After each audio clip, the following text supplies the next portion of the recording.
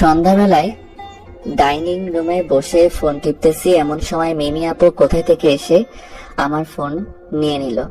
আপু, আমার ফোন কেন নিছো? এটা বলতেই মিমি আপু রেগে আমার গালে দুইটা ঠাস ঠাস করে থাপ্পড় দিল। এতে আমি গালে হাত দিয়ে ভয় আর কিছু বললাম না। যে গুন্ডি কি থেকে কি করে নিজে জানে না, তার চেয়ে বরং চুপচাপ থাকা ভালো। ফোন কেন নিয়েছি সেটা তোকে বলতে হবে? আর তুই জানিস না কেন ফোন দিছি? ঢং মারাস আমার সাথে? আজ তোর খবর আছে, আয় আমার সাথে। এটা বলে আমাকে কিছু বলতে না দিয়ে মিমি আপু আমার কলার ধরে টানতে টানতে তার রুমে নিয়ে যেতে লাগলো। এদিকে আমি মনে মনে আল্লাহ আল্লাহ করছি, আল্লাহ আজকের মতোই গুন্ডির থেকে বাঁচিয়ে নাও। কি করেছি কি করছে কে জানে। আপু আমার কলার ধরে টানতেছে আর বিড়বিড় করে বলছে, তোকে এতবার করে বলি আমার কথা মতো চলতে, কিন্তু তুই আমার একটা কথাও শুনিস না। আজ তোর খবর আছে। এইদিকে আপুর এমন আচরণ দেখে মা ও মামি কিছু বলতে চেয়েও বলছে না। এবারে সবাই আপুকে ভয় পায়। রেহানা, আজ তোমার ছেলের খবর আছে। তা তো দেখতেই পাচ্ছি, এত করে বলি মেয়েটার কথা মতো চলতে, কিন্তু আমার কোনো কথাই শুনে না। এখন বুঝ কত ধানে কত চাল। এইদিকে আপু আমাকে রুমে এনে দরজা বন্ধ করে সেই আমার চিরশত্রু মোটা লাঠিটা নিল। আমি তো এটা দেখে ভয়ে ঢোক গিলতে লাগলাম। আপু, আমি কি করছি? প্লিজ আমাকে কিছু করো না, ছেড়ে দাও। তুই কি করছিস তুই জানিস না? এটা বলে আপু আমার পায়ে লাঠি দিয়ে এক বাড়ি দিতে লাগলো। ও মাগো, বাঁচাও, আল্লাহ, মরে গেলাম রে। চুপ, একদম চিল্লাবি না, না হলে জিভ টেনে ছিঁড়ে ফেলবো। এখন বল মেয়েটাকে। আমি পায়ের যন্ত্রণায় ছটফট করছি। কি শক্তি এই মেয়ের! এক বাড়িতে আমার অবস্থা কাহিল। আমি কান্না মুখে বললাম, কোন মেয়ে আপু? এটা বলতেই আপু আমার কাছে এসে আমার চুল টেনে ধরে বলতে লাগলো, কোন মেয়ে মানে? অভিনয় মানে আমার সাথে ওই ফেসবুকের মেয়েটাকে তোর ছবিতে ওয়াও বিউটিফুল সো কিউট এগুলো কমেন্ট করে কে সেই মেয়ে? বল আমাকে। আমি চিনি না আপু। মিথ্যা বলবি না, বল মেয়েটাকে। এইবার আরেক পাই বাড়ি মারলো। এত জোরে মারছে আমি আর দাঁড়াতে পারছি না, তাই সাথে সাথে মাটিতে বসে গেলাম। আপু, বিশ্বাস করো, আমি চিনি না। মিমি আপু আমার মুখ চেপে ধরে বলতে লাগলো, তুই যদি তাকে না চিনিস তাহলে ওই মেয়ে তোর ছবিতে এইরকম কমেন্ট করে কেন? আমি কান্না করে বললাম, আপু আমাকে ছেড়ে দাও। আমি জানি না ওই মেয়ে কেন এমন কমেন্ট করে। তোকে ছেড়ে দিব তুই ভাবলি কি করে? তুই আমার কাছ থেকে অনুমতি নিছস ফেসবুকে ছবি আপলোড দেওয়ার জন্য? আমি ভয়ে ভয়ে না বললাম। তাহলে ছবি আপলোড দিলি কেন? আপু, আমাকে এবারের মতো ক্ষমা করে দাও। আমি এমন আর করব না। আমি আপুর পায়ে ধরে, না, তোকে আমি সব সময় বলি আমার কথা মতো চলবি, কিন্তু তুই ঠিক আমার উল্টো। তোকে যদি এইবার ছেড়ে দেই তাহলে তুই আবার এমন কাজ করবি।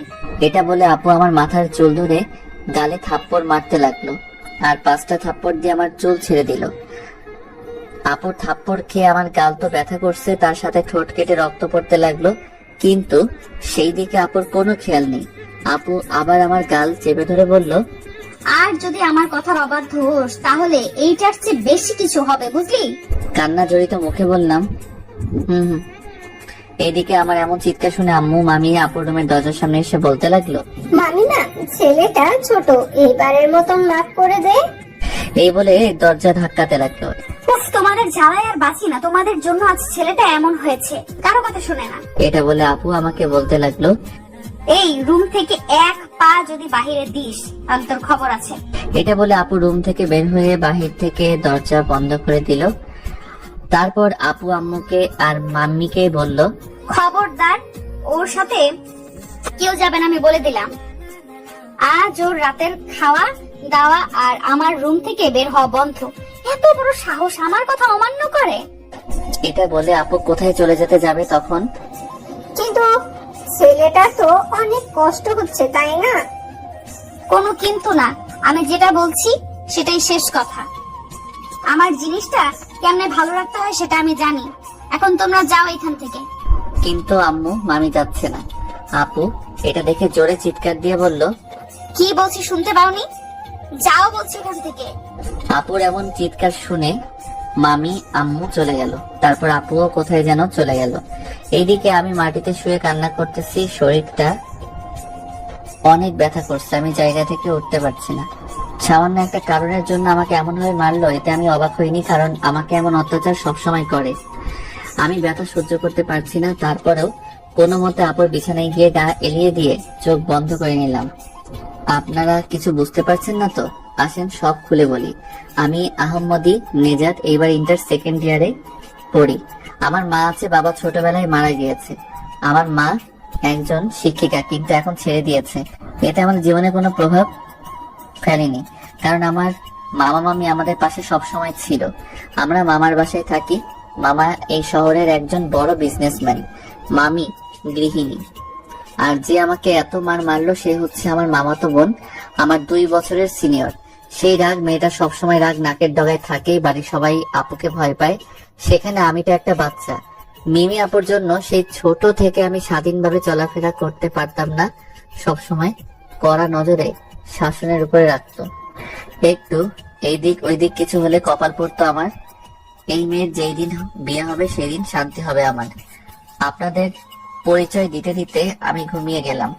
এইদিকে আপু বাহির থেকে আমার জন্য আমার খাবার নিয়ে আসলো, সাথে আমার জন্য কিছু মেডিসিন। আপু রুমে ঢুকতেই দেখতে পেলাম আমি ঘুমিয়ে আছি। আপু আমার ঘুমন্ত চেহারায় এক হতাশার ছাপ দেখতে পেল। ইস, তোমাকে ঘুমন্ত অবস্থায় এত কিউট লাগে, এতটা আগে খেয়াল করিনি। এটা তো আগে খেয়াল করিনি। মায়ের মুখটি তোমার দেখে লাগে সুখ, কি জানি কি আছে ওই মুখে, দেখে জোড়াই বুক। ইস, ছেলেটাকে বেশি মারলাম, একটু কম মারলে ভালো হতো। কি করব, আমার যেটা পছন্দ না সেটা করে। আমার রাগ উঠলে কি থেকে কি যে করি নিজেও জানি না। কি করব বল, আমি যে তোকে কত ভালোবাসি, গাধাটা বুঝতে পারে না। তোকে অন্য কোনো মেয়ের সাথে আমি সহ্য করতে পারি না। তুই শুধু আমার, তোকে মারা, তোকে সেবা করা, তোকে ভালোবাসা সব আমার অধিকার, আর কারোরই নেই। এটা বলতে আপুর চোখ গেল আমার ঠোঁটের উপরে। ইস, থাপ্পড় মেরে আমার জানের ঠোঁট কেটে দিলাম। এখন আমার কি হবে? আচ্ছা দাঁড়া, এক্ষুনি ঠিক করে দিচ্ছি। এটা বলে আপু একটা মুচকি হাসি দিয়ে আমার ঠোঁটের দিকে তার ঠোঁট এগোতে লাগলো। আমি চোখ খুলতে আপুকে দেখে ভয় পেয়ে গেলাম। আপুকে বললাম, এটা কি করছো আপু? তখন আপু নিজেকে সামলে বলল, কই কিছু না তো। আপু আমি আর তোমার কথার অবাধ্য হব না, প্লিজ আমাকে মেরো না প্লিজ। ধুর পাগল, তোকে আর মারবো না। এখন থেকে আমার কথা শুনলে তোকে শুধু আদর করব, বুঝতে পারছিস? এবার খাবারগুলো খেয়ে নে, তোর জন্য বিরিয়ানি নিয়ে আইছি দেখ, তারপর এই মেডিসিন গুলো খেয়ে নিবি, কেমন? শালি জুতা মারি এখন গরুদান করতেছে, এতক্ষণ সন্ধ্যে মতো মেরে এখন আলগা পিঠ দেখাচ্ছে। আপু আমার খেতে ইচ্ছে করছে না, আমাকে আমার রুমে যেতে দাও। তখন আপু আমার কলার ধরে বলতে লাগলো, তোর খেতে ইচ্ছে করছে না সেটা তোর ব্যাপার, তোকে এগুলো খেতে হবে, না হলে এটার ফল তুই জানিস কি হবে। আপুর এমন কথা শুনে আমি আবার ভয়ে ভয়ে বলতে লাগলাম, দাও দাও, আমি খাচ্ছি তো দাও। এটা বলে আপুর কাছ থেকে খাবারগুলো নিয়ে খেতে যাব। তখন আপু আমার হাত থেকে খাবারগুলো নিয়ে নিল। এটা কি হলো? তুমি বলছো খাবার খেতে, এখন তুমি হাত থেকে কেড়ে নিচ্ছ কেন? কারণ তোকে খেতে বলছি, নিজের হাতে খেতে বলিনি। তাহলে আমি কিভাবে খাবো? কেন, আমি আছি না, আমি খাইয়ে দিব। কিন্তু চুপ, কোনো কিন্তু না। এই নে, হা কর, আমি খাইয়ে দিই। আমি আর কিছু বললাম না, যদি বলি তাহলে আমার উপর বিপদ যাবে। তার চেয়ে হাত করে খাবার খেতে লাগলাম। এইভাবে 2-3 বার তুলে খাওয়ালো। মনে মনে দাঁড়া, আমাকে মারা তাই না, দেখাচ্ছি ডাইনি। তোর আঙুলে যদি কামড় না দেই তাহলে আমার নাম আহমদ না। এইবার আমাকে খাইয়ে দিতে যখন খাবার আমার মুখে দিল, তখন ইচ্ছে করে দিলাম আমি আঙ্গুলের উপর কামড়। আমার আঙুল। আপু কি হয়েছে? এদিকে তো আমি মনে মনে খুশিতে গদগদ হয়ে যাচ্ছি। ওই আঙুলে কামড় দিলি কেন? আপু আমি তো ইচ্ছে করে দেইনি, আর খাইয়ে দিতে গেলে এমন কামড় খেতে হয়। বুঝলাম। এখন বেশি কথা না বলে তাড়াতাড়ি খা, আমি খাবার তুলে খাওয়াচ্ছি। তারপর কিছুক্ষণের মধ্যে আমি খাওয়া শেষ করলাম। মেডিসিন গুলো খা। তারপর সেগুলো খেয়ে নিলাম। আপু তাহলে এখন রুমে যাই। যা, আর আজকের কথাটা যেন মনে থাকে। ওকে আপু। এই বলে আস্তে আস্তে খুঁড়িয়ে খুঁড়িয়ে নিজের রুমে এসে বিছানায় গা এলিয়ে দিলাম, সাথে সাথে ঘুমিয়ে গেলাম। সকালবেলা ঘুম থেকে উঠে ফ্রেশ হতে ওয়াশরুমে গেলাম। তারপর সেখানে নিজের চেহারা আয়নাতে নিজেকে দেখে অবাক হয়ে গেলাম। আমি আমাকে চিনতে পারছি না, এটা কি করে সম্ভব? আমাকে তো আপু থাপ্পড় দিচ্ছে, তাহলে এগুলো কেমনে আসলো? না, কিছু ভাবতে পারছি না। আমার রুমে কি ভূত আসে নাকি কে জানে। তাড়াতাড়ি ফ্রেশ হয়ে আপুর রুমের দিকে যেতে লাগলাম। আরে কিছু বুঝতে পারছেন না তো? আপুর রুমে যেতে যেতে বলি, আসলে আমার পুরো মুখ লিপস্টিকের চিহ্ন। এগুলো একমাত্র ওই রাক্ষসীটা করতে পারে, তাই মিমি আপুর রুমে যেতে লাগলাম। আপুর রুমের দরজার সামনে এসে বলতে লাগলাম, আপু আসতে পারি? আরে তুই আসতে আবার অনুমতি লাগে? তা এত সকাল সকাল আমার রুমে? তুমি এসব কেন করছো? আমি আবার কি করলাম আজব? তুমি আমার মুখে এতগুলো কিস কেন দিছো? একটা থাপ্পড় দিয়ে কান লাল করে ফেলবো। কি সব বাজে বাজে কথা বলছিস? আমি কেন তোকে কিস দিব? তোর মতো পুলারে কিস দিতে আমার বইই গেছে। আপু নাটক কম করিয়েন। আপনি যেটা চাচ্ছেন সেটা আর সম্ভব না। আপনি আমাকে মারেন, কাটেন, শাসন করেন, তাতে আমি কিছু বলি না, কারণ আপনি আমার বড় বোনের মতো। আমি আপনাকে এখন বড় বোনের মতো সম্মান করি। আর এর চেয়ে বেশি কিছু না। এর চেয়ে বেশি কিছু হতে গেলে এটার ফল ভালো হবে না। এটা বলে যখনই রুম থেকে বের হব, তখন আপু পিছন থেকে আমার কলার ধরে টান দিয়ে তার কাছে নিয়ে এসে, ওই কি ভালো হবে না? আমার যাই ইচ্ছা তাই করব, তোর তাতে সমস্যা হলে আমার কিছু করার নাই। যদি আর আমাকে বোন ভাবছিস তো তাহলে তোর খবর আছে। আর তুই মনে হয় ভুলে গেছিস তুই কোথায় দাঁড়িয়ে আছিস। কি মেরে বাবা, আইসি বুঝতে আর উনি আমাকে ধমক দিচ্ছে। আমি আপুর কাছ থেকে আমার কলার ছাড়িয়ে বললাম, আমি বলি নাই আমি কোথায় দাঁড়িয়ে আছি, তাই তো এত অত্যাচার সহ্য করে আছি। আর যদি আম্মুরে ওয়াদা না করতাম তাহলে কত আগে চলে যেতাম। ওই তুই কোথায় যাবি? তুই যেখানে যাবি সেখান থেকে আমি তোকে তুলে নিয়ে আসবো, মাইন্ড ইট। দেখা যাবে। এটা বলে যখনই আপুর রুম থেকে আসবো, তখন আপু আমার সামনে এসে দরজা বন্ধ করে দিল। আপু তুমি দরজা বন্ধ করলে কেন? আগে আপু বলা বাদ দে, না হলে আজ যেতে পারবি না। প্লিজ আমার বড় বোন, আমাকে ছেড়ে দাও। আমি কথা দিচ্ছি তোমার উপর এমন দোষ আর চাপাবো না। ওই তুই দোষ কি চাপাবি? হ্যাঁ আমি তোর গালে কিস দিছি, এখন বল কি করবি? এই কথা এটা বলে এক পা আমার দিকে এগোচ্ছে। আপু তোমাকে আমি কি করব? তুমি আমার লক্ষ্মী আপু না? প্লিজ এইভাবে আমার দিকে এসো না প্লিজ। না হলে মিমি আপু আমার কাছে এসে আমার কলার ধরে, না হলে কি কি করবি? না হলে আমি চিৎকার কান্না করে দিব। প্লিজ এই বাচ্চা ছেলেকে ছেড়ে দাও। তোকে তো আমি ছাড়বো না, তুই যাই করে ফেল। তোকে আজ থেকে লুকিয়ে কিস দিব না, আজ থেকে ওপেনে কিস দিব। আপু আমি কিন্তু তোমার মিমি আপু আর আমাকে বলতে দিল না, তার আগে তার ঠোঁট দিয়ে আমার ঠোঁট চেপে ধরলো। আপু ঠোঁটের ছোঁয়া পেয়ে আমি তো পাথর হয়ে গেলাম। এই প্রথম কোনো মেয়ের ঠোঁটের ছোঁয়া পেলাম। এইদিকে আমার পাথরের মতো শক্ত হওয়ার সুযোগে বজ্জাত লুচনি আমার ঠোঁটে মনের সুখে অত্যাচার করতে লাগলো। প্রায় 5 মিনিট পর আমাকে ছেড়ে দিতে আমি আর আপু হাঁপাতে লাগলাম। এই তোর ঠোঁটগুলো এত মিষ্টি কেন? মনটা চায় আবার দিতে। এটা বলতে আমি আমার ঠোঁট হাত দিয়ে চেপে ধরলাম। এটা কিন্তু ঠিক না। নিজের ছোট ভাইয়ের সাথে এমন করতে তোমার লজ্জা করে না? কিসের লজ্জা? বেশি কথা বললে এক্ষুনি বাসর করে ফেলবো। তোমার সামনে আসবো না। তুমি একটা বজ্জাত লুচ্চা। কে জানে কখন আমার ইজ্জত নিয়ে নাও। এটা বলে দিলাম দৌড়ে তাড়াতাড়ি দরজা খুলে আমার রুমে চলে আসলাম। এইদিকে আপু দাঁড়িয়ে বলতে লাগলো, এই মনে আগুন জ্বালিয়ে এখন দূরে সরে যাচ্ছিস, তা কেমনে হইব চান্দু? তুই মনে হয় এই মিমিকে চিনস না। এই মিমি যেটা চায় সেটা নিয়েই ছাড়ে। এইদিকে আমি রুমে দরজা বন্ধ করে শালি রাক্ষসী আর একটু হলে তো আমার মতো পিচ্চি বলার ইজ্জত নিয়ে নিত। ভাই আহমদ তাড়াতাড়ি করে কলেজে যা, না হলে এই ডাইনি আবার ধরবে। তাই কলেজে যাওয়ার জন্য রেডি, নিচে যেতে। এই আহমদ, নাস্তা করে যা বাবা। না আমি নাস্তা করব না, খিদে নেই। আহমদ, আমাকে যেন বলতে না হয়। এই নাস্তা করতে বস। বললাম না আমার খিদে নেই, আমি কলেজে গেলাম। তাহলে মিমিকে ডাক দিচ্ছি। আমি খাবো না মানে খাবো না, এটা বলে বাসা থেকে বের হয়ে গেলাম। এইদিকে মিমি আপু চিৎকার করতে লাগলো, ফুফু, ও ফুফি, আহমদ কোথায়? আম্মু আপুর কাছে এসে বলল, আহমদ তো কলেজে চলে গেছে। কি? ওর এত বড় সাহস আমার সাথে কলেজে না গিয়ে একা একা চলে গেছে? মা রাগ করিস না, ছেলেটা হয়তো একটু মন খারাপ, একটু বুঝিয়ে বলিস, আর পারলে একটু নাস্তাও করাস। ছেলেটা না খেয়ে চলে গেল। কি? সে খালি পেটে কলেজে গেল আর তোমরা তাকে আটকালে না? তোমাদের দ্বারা কিচ্ছু হবে না। এটা বলে মিমি আপু রাগ করে তার রুমে চলে গেল। একটু পর ভার্সিটি যাওয়ার জন্য রেডি হয়ে নিচে নামতেই মা নাস্তা করে যা। তোমাদের নাস্তা তোমরা করো, আমি গেলাম। এটা বলে মিমি আপু চলে গেল। এইদিকে ভাবি এই বাড়িতে তো আমাদের কোনো মূল্য নাই। আপু একদম ঠিক। কোথা থেকে যে মেয়েটার এত রাগ আসছে আমি এখনো বুঝতেছি না। ভাবি আমার তো মাথায় ঢুকে না। এইভাবে তারা আড্ডা দিতে লাগলো। এদিকে আমি বাসা থেকে বের হয়ে কলেজে যাওয়ার জন্য রওনা দিলাম। আচ্ছা, কলেজে যেতে যেতে আপনাদের কিন্তু অতীত বলি, তাও ছোট করে।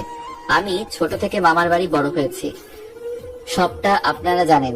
যেদিন থেকে বুঝতে শিখেছি সেদিন থেকে মিমি আপুকে আমার ভালো লাগতো। এই ভালো লাগা থেকে কখন যে ভালোবেসে ফেলেছি তা আমি নিজেও জানি না। আর এইদিকে আপু আমাকে তার চাকর ভাবতো, আমাকে দিয়ে এটা সেটা করাতো এবং আরো কিছু ভুল হলেও মারতো। এতে আমার ভাই লাগতো, কারণ ভালোবাসা মানুষের সাথে সবসময় থাকতে কার না ভালো লাগতো। মিমি আপু তখন থেকে আমাকে কোনো মেয়ের সাথে মিশতে দিত না। আমি যদি কোনো মেয়ের সাথে কথা বলতাম তাহলে আমাকে অনেক মারতো। এমনকি তার উপর কথা বলার সাহস আমার ছিল না এবং নেই। মিমি আপুর এমন ব্যবহারে আমি মনে করতাম মিমি আপু আমাকে ভালোবাসতো। এমনকি বন্ধুরাও বলতো, কারণ সবসময় আমি মিমি আপুর সাথে থাকতে হতো। তখন আমি ছিলাম 10ম শ্রেণীতে আর আপু ছিল দ্বাদশ শ্রেণীতে। একদিন আপু একটা ছেলের সাথে হেসে হেসে কথা বলছিল। এতে আমার রাগ প্লাস অনেক কষ্ট হচ্ছিল, কারণ যদি আপুকে আমি হারিয়ে ফেলি। তাই আমি আপুকে হারিয়ে ফেলার ভয়ে সেদিন রাতে আপুর রুমে গিয়ে আপুকে বললাম, আপু তোমাকে একটা কথা বলতাম, যদি তুমি রাগ না করো। কি কথা বল, রাগ করার মতো হলে করব। আচ্ছা রাগ করিয়েন, আসলে আমি ঘুরিয়ে কথা বলতে পারি না। আপু আই লাভ ইউ, আমি তোমাকে ভালোবাসি। যেদিন থেকে ভালোবাসা কি বুঝতে জানতে শিখেছি সেই দিন থেকেই আমার ভালোবাসা তুমি বলে আমি বুঝতে পেরেছি। আপু আমাকে ফিরিয়ে দিও না, আমি তোমাকে অনেক ভালোবাসি। আমি কথাগুলো চোখ বন্ধ করে এক নিঃশ্বাসে বলে দিলাম। আপু আমার এমন কথা শুনে হাসতে লাগলো। হা হা হা। আপু হাসতেছো কেন? দাঁড়া আমি একবার হেসে নেই। তুই কি করে ভাবলি আমি তোকে ভালোবাসবো? কেন, ভালোবাসলে কি হয়? দেখ তুই আমার ফুফাতো ভাই, আমি তোকে ছোট ভাইয়ের মতো ভালোবাসি। তার থেকে বড় কথা তোরা আমাদের বাসায় আশ্রিতা, আমাকে বিয়ে করে রাখার মতো তোর কাছে কিচ্ছু নেই। তার থেকে বড় কথা আম্মু আব্বু তোদের অনেক ভালোবাসে। যদি আমি এমন কিছু শুনে তাহলে সম্পর্কটা খারাপ হয়ে যাবে। তো আজে বাজে কথা মাথা থেকে ছেড়ে ফেল, বুঝতে পারছিস? আচ্ছা সরি আপু, আমার ভুল হয়েছে। ওই শোন, এর মানে এই না যে আমার কথা অবাধ্য হবি। আমার কথা যদি না শুনিস তাহলে তোর খবর আছে। আচ্ছা শুনবো। এটা বলে মন খারাপ করে চলে আসলাম। রাতে অনেক কান্না করলাম আর ভাবতে লাগলাম, ঠিকই তো, আমরা তো তাদের শুধুমাত্র আশ্রিতা। আমার পক্ষে এইসব আজে বাজে ভাবা ঠিক হয়নি। আমার তো কোনো যোগ্যতাই নেই আপুকে ভালোবাসার।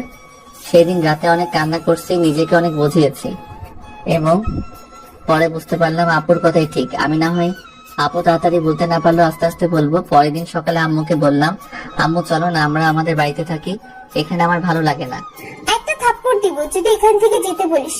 আমি আমার ভাই ভাবিকে অনেক ভালোবাসি আর ওরা আমাকে ভালোবাসে, তাই আমি তাদের ছেড়ে যাব না। কিন্তু তোমার ভাইয়ের মেয়ে যে আমাকে সারাক্ষণ শাসন করে, আমাকে আমার মতো চলতে দেয় না যে। দেখ মিমি, তোকে আপন ভাই মনে করে শাসন করে হয়তো, তাই এতে কিছু মনে করিস না। যদি তোর বড় বোন থাকতো হয়তো মিমির মতো এমন শাসন করতো, বুঝলি? এখন আমাকে ওয়াদা দে, এমন কথা আর বলবি না আমাকে। দিলাম, এই বাড়ি ছেড়ে যাওয়ার কথা বলবো না। আর মিমির কথা সবসময় শুনবি। চেষ্টা করবো। এই তো আমার লক্ষ্মী ছেলে। সেই তখন থেকে আপুকে ভালোবাসার কথা মাথা থেকে জেনে ফেললাম। এখন শুধু আপুকে বড় বোনের মতো দেখি, বড় বোনের মতো ভালোবাসি, তাই এত অত্যাচার সহ্য করি। আপনাদের সাথে কথা বলতে বলতে চলে আসলাম কলেজে। তারপর বন্ধুদের কাছে গিয়ে, কিরে মুটকির জামাই কি খবর, মন খারাপ কেন? ওই ওকে একদম মুটকি বলবি না বলে দিলাম। তো মুটকিকে মুটকি বলবো না তো কি চিকনা বলবো? তাই কবি। তা তোর মুটকি টুকটো মাহি আসেনি? না রে, আসেনি। কতবার বললাম ভালোবাসি তো বলে দে, কিন্তু তুই বলিস না। দেখবি তুমি ওকে নিয়ে স্বপ্ন দেখতে থাকবে আর মাহিকে অন্য কেউ নিয়ে যাবে, আর তোর 11 জন ক্রিকেট টিম বানানোর স্বপ্ন সে পূরণ করবে। কি করবো? এদের কাছে গেলে আমার হাঁটু কাঁপে। যে রাগ সেদিন একজনে প্রপোজ করেছিল, তাকে কি না মাইর দিয়েছে বলার মতো না। তাইলে এইভাবে তার দিকে দূর থেকে তাকিয়ে থাকিস, আর কিছু করা লাগবে না।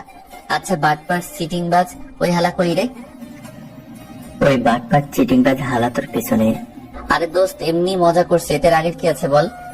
শালা আমি তোর সাথে কি চিটিংবাজি করছি? কেন আমার 500 টাকা নিছস যে ওইগুলো দিছস? আজ কতদিন হলো? ভাই আপনি কেন? এই শাহিন, এই ছেলেটাকে কলেজে নতুন নাকি? শাহিন ওই হালারে ধর, এটা কি বলে আমাদের চিনি না। ভাই আপনারা কারা? আপনাদের তো চিনি, আমি মনে হয় ভুল জায়গায় চলে এসেছি। এটা বলে রাফিকে দুইজন ধরে আচ্ছা মতো কেলা নিয়ে দিলাম। ও মাগো, শালারা একটা টাকাও পাবে না, সব মেরে উসুল করে নিছ। ওই মামা দেখ দেখ ডাবগুলো কত বড়। রাফির মাথায় থাপ্পড় দিয়ে হালালো ইচ্ছা। সব সময় তো মেয়েদের পিছনে ঘুরস, আর শেষে রাফি তোর মুখে এমন কথা শুনবো ভাবতে পারিনি। রাফি তোর মুখে এমন কথা শুনবো এটা ভাবতে পারিনি। তুই এত বেদা কবি আগে জানতাম না।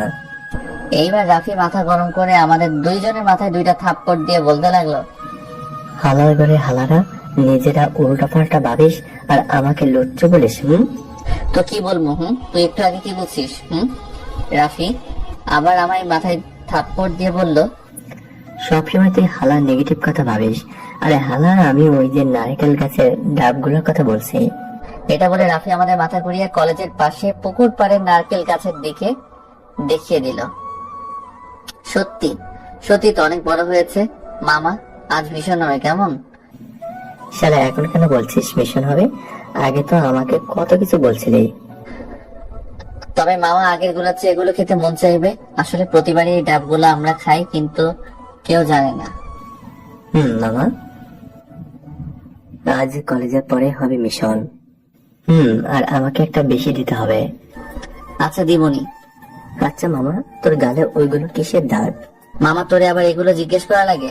শালি ডাইনি গুন্ডি রাক্ষস এসব করেছে কাল রাতে থাপ্পড় দিয়ে আমার অবস্থা কাহিল করে ফেলছে। কেন রে? তারপর সব বললাম। আচ্ছা মামা, তুই এই অত্যাচার আর কত সহ্য করবে? দেখি যতদিন ওই ডাইনির বিয়ে না হয় ততদিন। তখনই রাফির মোবাইলে একটা কল আসলো। সে বের করে দেখতে লাগলো কে কল দিছে। রাফি মোবাইল বের করতে আমি উকি মেরে দেখলাম তিশা নামের একটা মেয়ে। তাই আর দেরি করলাম না, ছো মেরে মোবাইলটা নিয়ে রাফির কাছ থেকে দূরে সরে গেলাম। শালা তলে তলে টেম্পু চালে, আমরা বললে হরতাল। ভাই আমার কথাটা একবার শোনো। কিরে মামা, কি হয়েছে? মামা আমার কাছে আয়, এই দেখ। এটা বলতেই শাহিন দৌড়ে আমার কাছে আসলো। মামা দেখ, এর লাহা পীড়িত করে, আর আমাদেরকেও বলে নাই দোষ। মেয়েটার নাম ঈশা। ভাই আমারে মার খাওয়াইস না, এটা আমার গার্লফ্রেন্ড না, আমার চাচাতো বোন। ও তাইলে এই ব্যাপার। দেখ তো মামা চাচাতো বোনের সাথে করে। দেখ আবার কল দিছে, ধর ধর, ভাবির সাথে কথা বলবো। মামা প্লিজ ধরিস না প্লিজ। কিন্তু আমি কার সাথে যেন ধাক্কা খেয়ে পড়ে গেলাম, কিন্তু ব্যথা পেলাম না। একটু নরম নরম লাগছে এখানে। ও মা গো, কোন দামড়া রে আমার উপর পড়লো? আমি মেয়ের আওয়াজ শুনে একটু নিচের দিকে তাকাতে তাড়াতাড়ি উঠে গেলাম, কারণ আমি একটা মেয়ের গায়ে পড়ছি। সরি আপু, আমি দেখতে পাই। আর বলতে পারলাম না, তখনই ঠাস ঠাস করে আমার গালে থাপ্পড় দিল। আমি প্রথমে মনে করছি আমাকে মেয়েটা মারছে, পরে মাথা তুলে দেখি খাচ্চন্নি মারছে। আরে খাচ্চন্নি মানে মিমি আপু। আমি গালে হাত দিয়ে আছি, তখন মেয়েটা বলল, এটা কি হলো? থাপ্পড় মারার কথা আমার, আর থাপ্পড় মারলেন আপনি। ওই ভুলেও থাপ্পড় মারার চিন্তা করবেন না, একে মারার অধিকার শুধু আমার। তাই বলে আপনি ছেলেটাকে এইভাবে থাপ্পড় দিবেন? ওই আপনি বেশি কথা বলবেন না। থাপ্পড় মারছে সেটা আমার ব্যাপার, আমি বুঝবো। আপনারা তো ফাটতেছে কেন? আর হ্যাঁ, তোর আজ খবর আছে কুত্তা। আমাকে না নিয়ে কলেজে আসার সাহস কে দিল? এটা বলে আমার মিমির কলার ধরে আমাকে টানে টানে আপু কোথায় যেন নিয়ে যাচ্ছে। আপু কি করছো? কলার ছাড়ো, সবাই দেখছে। চুপ, একদম চুপ। সবাই দেখুক, তাতে আমার কি? তুই একা একা কলেজে আসলি কেন? আয় আমার সাথে। এটা বলে আপু কলেজ মাঠের এক কোনায় নিয়ে আসলো আমাকে। এইদিকে মেয়েটা বলতে লাগলো, হাজুক মেয়ে রে বাবা, থাপ্পড় মারার কথা আমি মারলো ওই মেয়ে। যাই হোক, আমি আমার কাজে যাই। বল, একা একা আইসব কেন? মেয়েদের সাথে ঘষাঘষি করতে? দূর, আজে বাজে কথা বলিয়েন না। আপনার ভার্সিটি একটা, আমার কলেজ একটা, তাই আমি নিজে নিজে আইছি। মিমি আপু ঠাস করে আবার আমার গালে থাপ্পড় দিল, আর আমি গালে হাত দিয়ে, এই আমনে আমনের হাত সামলাই রাখেন, খালি আমার গালে এসে পড়ে। বেশি কথা বলবি তো আরো 2-3টা দিমু। ওই, তোকে একদিন কইছি না আমার সাথে কলেজে আসবি? তাইলে একা একা আইলি কেন? তাও আবার না খেয়ে আইছ? আমার ক্ষুধা নেই তাই না খেয়ে আইছি। তা ক্ষুধা কোথায় গেছে? আমি কি জানি এখন? আমাকে ছাড়েন, আমি ক্লাসে যাব। মিমি আপু আমার কলার ধরে। ওই কুত্তা, তোকে আমি কলেজে যেতে কইছি? আয় আমার সাথে, নাস্তা করবি, তারপর ক্লাসে যাবি। আপনি খালি এত রেগে যান কেন? মামি কি জন্মের সময় মধু দেয়নি? না, দেইনি। এখন চল আমার সাথে ক্যান্টিনে, নাস্তা করবি। আমি একবার আপু আমাকে আর বলতে না দিয়ে। তোর খাওয়ার ইচ্ছে আছে কি নাই সেটা আমি প্রয়োজন মনে করি না, জানাস। এখন তুই আমার সাথে নাস্তা করবি মানে করবি। এটা বলে আমার কলার ধরে টানতে টানতে ক্যান্টিনে নিয়ে আসলো। ওই মামা, একটা কফি, 2টা প্লেট নুডলস নিয়ে আসো। কফিটা একটু পরে আনলেই হবে। কি রে, মুখটা এরকম করে রাখছিস কেন? ভালো লাগছে না আমার এখানে থাকতে, আমি ক্লাসে যাব। কি থাপ্পড় দিছি না বলে কি থাপ্পড় দিতে পারবো না? চুপচাপ বসে থাক। আপনি খালি থাপ্পড়ের ভয় দেখেন কেন? আমার মতো পিচ্চি বোলারে মারতে আপনার হাত কাঁপে না? বলে আমার পিচ্চিটা রে। না, আমার হাত কাঁপে না। কথা না শুনলে আরো মারমু, বুঝছস পিচ্চি? এই তো খাবার এসে পড়েছে, নে কোনো কথা না বলে খা এবার। আমি আর কোনো কথা না বলে খেতে লাগলাম। খাওয়া শেষ করলাম, আর আমি দেখতেছি আপু খাবার শেষ করে কফি খাচ্ছে। আপু, এবার যাই। আর একটু বস। আমি বসে থাকলাম। এই নে, এটা খেয়ে নে।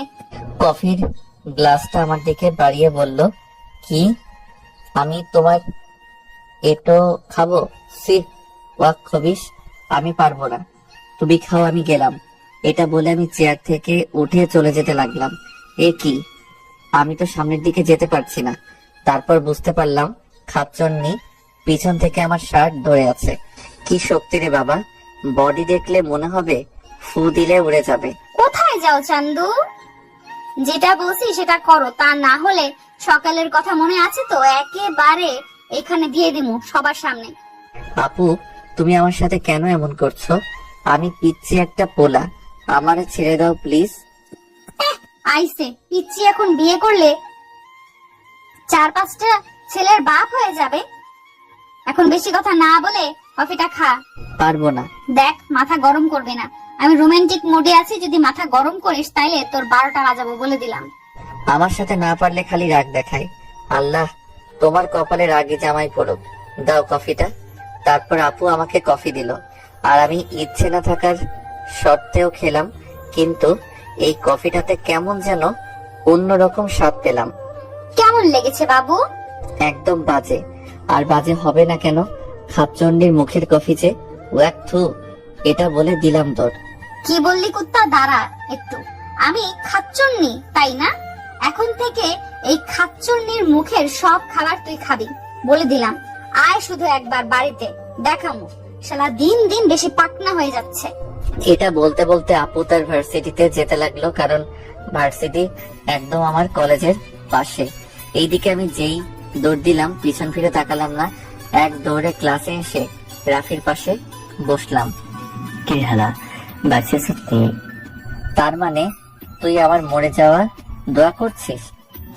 তো করবো না, অনেকদিন হলো বিরিয়ানি খাওয়া হলো না, তাই আর কি। শালা খারা, আমি মোট কিরে কমু, তুই একটা 12 ভাতারি।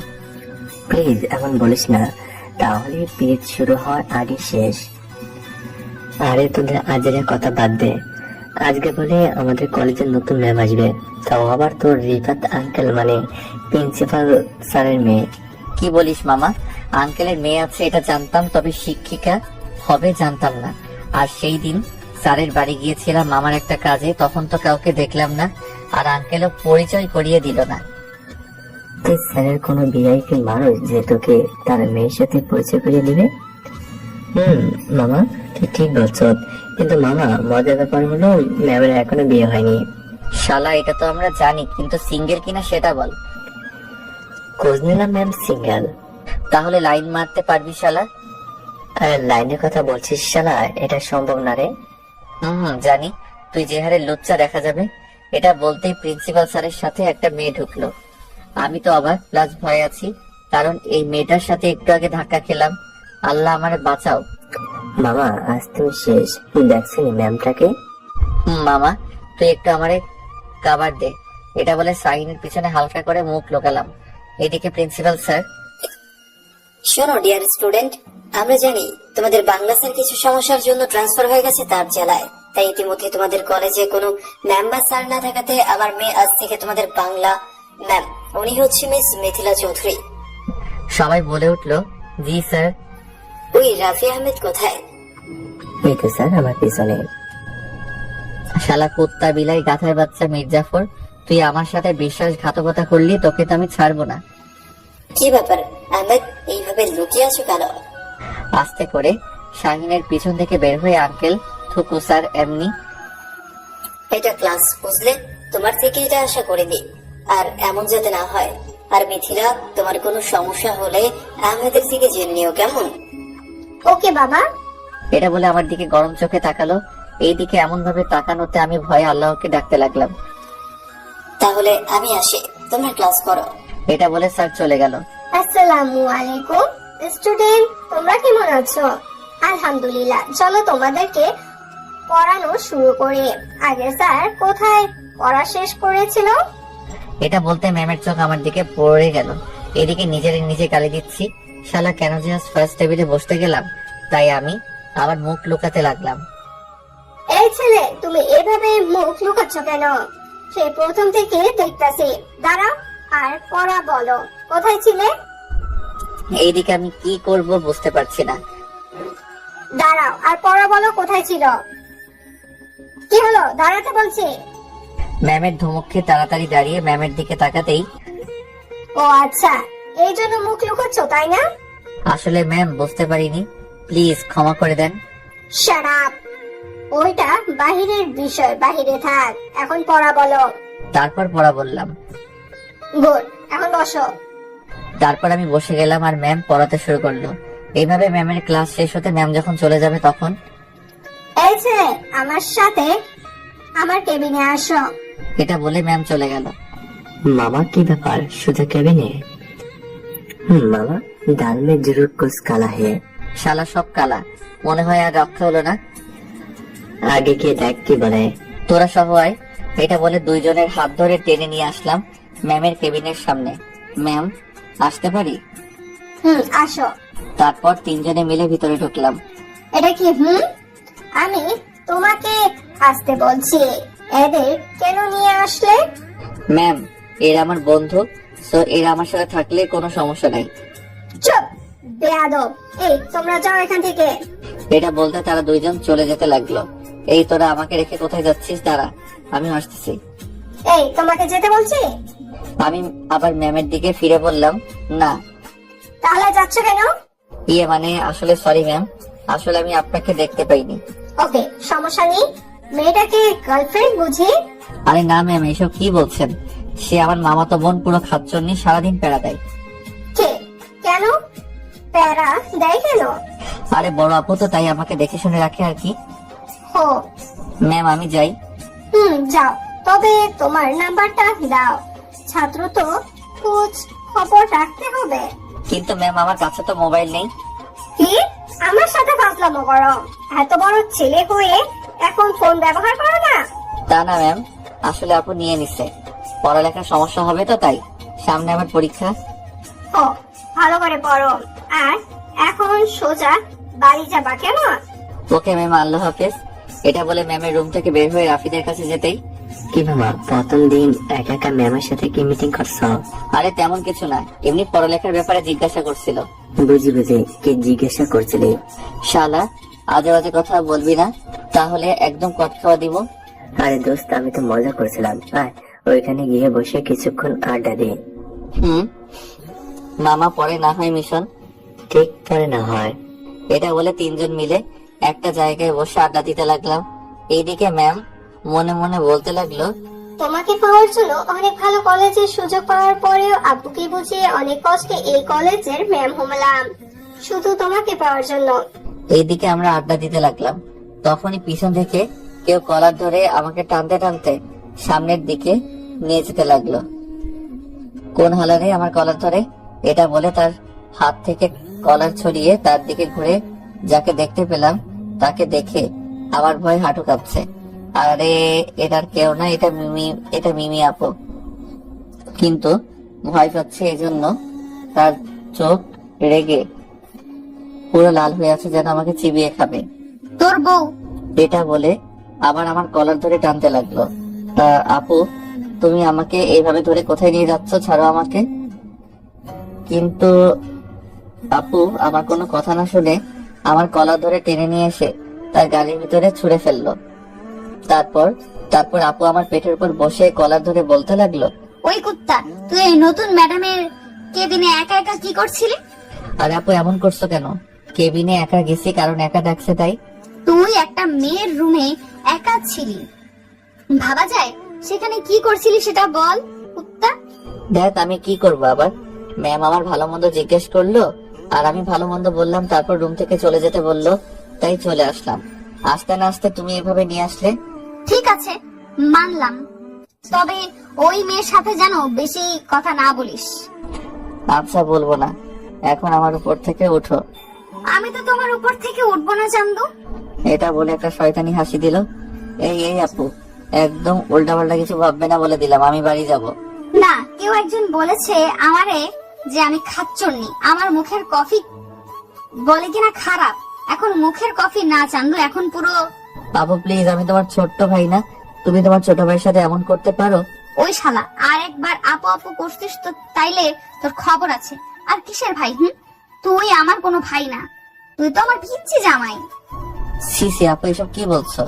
আপু আমি বাড়ি যাব, বাঁচাও আমার এই ডাইনিক থেকে। আর বলতে দিল না আপু, তার আগে আমার কিস করে দিল।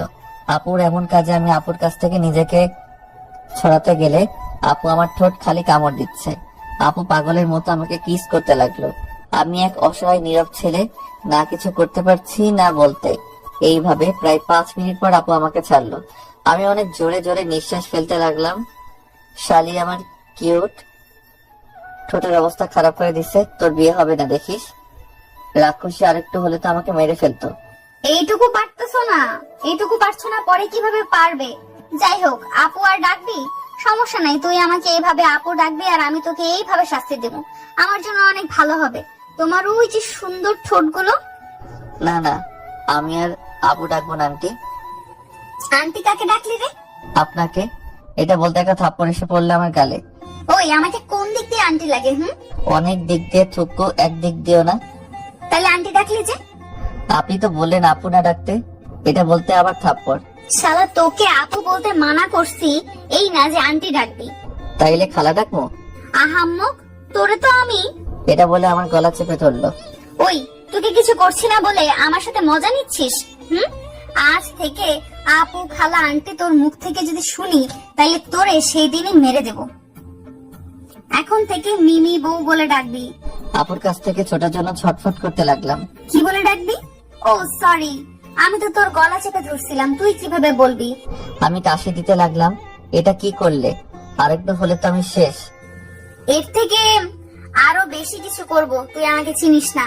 আগে বল আমাকে মিমি বউ বল। মিমি বউ, তা না হলে আবার ধরবো। না না, বলছি মিমি বউ। শালি আমারও টাইম আইব, তখন সব সুদে আসলে তুলে নিব। এই তো গুড বয়, আমার জুনিয়র জামাই। এটা বলে আমার গালে কিস করে আমার উপর থেকে উঠে ড্রাইভিং সিটে বসে পড়লো।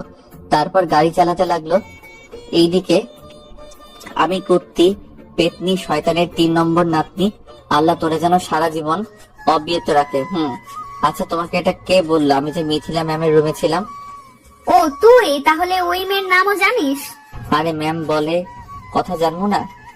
চুপ কুত্তা, একদম চুপ থাক। ম্যাম বলে কথা, আর ওই মেয়ের নাম যদি মুখ দিয়ে উচ্চারণ করিস তো খবর আছে। আপুর ধমকে আমি চুপ হয়ে বসে থাকলাম। কিছুক্ষণের মধ্যে আমরা বাড়ির সামনে চলে আসলাম। তারপর গাড়ি থেকে নেমে যখন বাড়ির ভিতরে যাব তখন ওই দাঁড়া। আপু দাঁড়াতে বলার সাথে সাথে আমি দাঁড়িয়ে গেলাম। আর আপু আমার কাছে এসে তার ওড়না দিয়ে আদর করে আমার মুখ মুছতে মুছতে বলল, এই বাড়ির সবার সামনে কি মান সম্মান সব খেতে চাস? লিপস্টিক গুলো মুছতে পারিসনি কেন? একটা বলদকে গলায় ঝুলতে হবে এটা ভেবে কেমন যেন লাগছে আমার। তো কে ঝুলতে বলছে? আমার যে বলদকে লাগবে। এটা বলে আমার গাল টেনে দিয়ে বলল, আয় এখন বাসায় চল। এটা বলে আপু হাঁটতে লাগলো। সত্যি শয়তান ডাইনি, তোর জন্য আমার গালগুলো শান্তি মতো থাকতে পারে না। দোয়া করি তোর জামাই যেন তোর গাল টানে ঠিক তোর মতো করে। এইসব বলতে বলতে বাড়ি এসে রুমে ঢুকে ফ্রেশ হয়ে নিচে গেলাম খাবার খেতে। দেখলাম সবাই খাবার খেতে বসে গেছে, তাই আমিও একটা টেবিলে টেনে খেতে বসে গেলাম। তারপর নিজের মতো করে খাবার নিয়ে যখনই খেতে যাব তখন কি রে তোর ঠোঁট এত ফোলা কেন? আম্মুর এমন কথায় আমি তো চোখ বড় বড় করে ফেললাম। কি বলবো ভেবে পারছি না। তখন আপুর দিকে তাকিয়ে দেখি খাচ্চন্নির কোনো রিয়াকশন নাই, মনে হচ্ছে হেতে কিছু জানে না। কি করে কি হলো বল? আম্মু আসলে একটা অনেক বড় পিঁপড়া কামড় দিছে। বুঝতে পারলে আম্মু পিঁপড়াটা মনে হয় রাক্ষস, না ডাইনি না খাচ্চন্নি। আমার এমন জোরে কামড় দিছে মনে হয় কখনো খাবার খাইনি। এটা বললে আপুর দিকে তাকাতে আপু আমার দিকে তাকিয়ে রাগে চোখ বড় বড় করে ফেললো। এত বড় পিঁপড়ে তোর গায়ে উঠলো আর তুই কিছু করলি না? আরে মা, আমি কেমনে করবো, আমি তো বুঝতে পারিনি। ও, এরপর থেকে খেয়াল রাখবি কেমন? আরে ভাবে আপনি হাসতেছেন কেন? এটা বলাতে আমি মামির দিকে তাকাতেই দেখি মামি মুচকি মুচকি হাসতেছে। কিছু না এমনি। ও আচ্ছা মিমি শোন, তোর আজ বিকেলে বাবা ঢাকা থেকে আসবে, কোথাও যাবি না বলে দিলাম। আচ্ছা ঠিক আছে। তারপর সবাই মিলে আড্ডা দিতে দিতে খাবার খেতে লাগলাম। আমি তাড়াতাড়ি করে খাবার খেয়ে রুমে এসে দরজা বন্ধ করে ফেললাম, কারণ খাবার টেবিলে ডাইনিরে যে কথাগুলো কইছি আমার মনে হয় না আমারে আস্ত রাখবো। তারপর বিছানায় শুয়ে মনের সুখে একটা গল্পের বই নিয়ে পড়তে লাগলাম। এইদিকে মিমি আপু রেগে মেগে পুরো আগুন হয়ে আছে। প্রথমে ভাবছে আমার রুমে যাবে, পরে বলল, থাক শয়তানটারে আর জ্বালিয়ে লাভ নাই, সকাল থেকে জ্বালিয়ে আছি, এখন একটু রেস্ট করুক। এটা বলে আপু তার রুমে চলে আসলো। আর আমি গল্প পড়তে পড়তে কখন যে ঘুমিয়ে গেছি তা আমি নিজেও জানি না। সন্ধ্যা হওয়ার একটু আগে আম্মুর ডাকাডাকিতে ঘুম থেকে উঠে গেলাম। আম্মু দরজার ওই পাশ থেকে বলতে লাগলো, আহমদ তোর মামা আইছে, তোকে খুঁজতেছে, তাড়াতাড়ি আয়। যাও মা, আমি আসতেছি।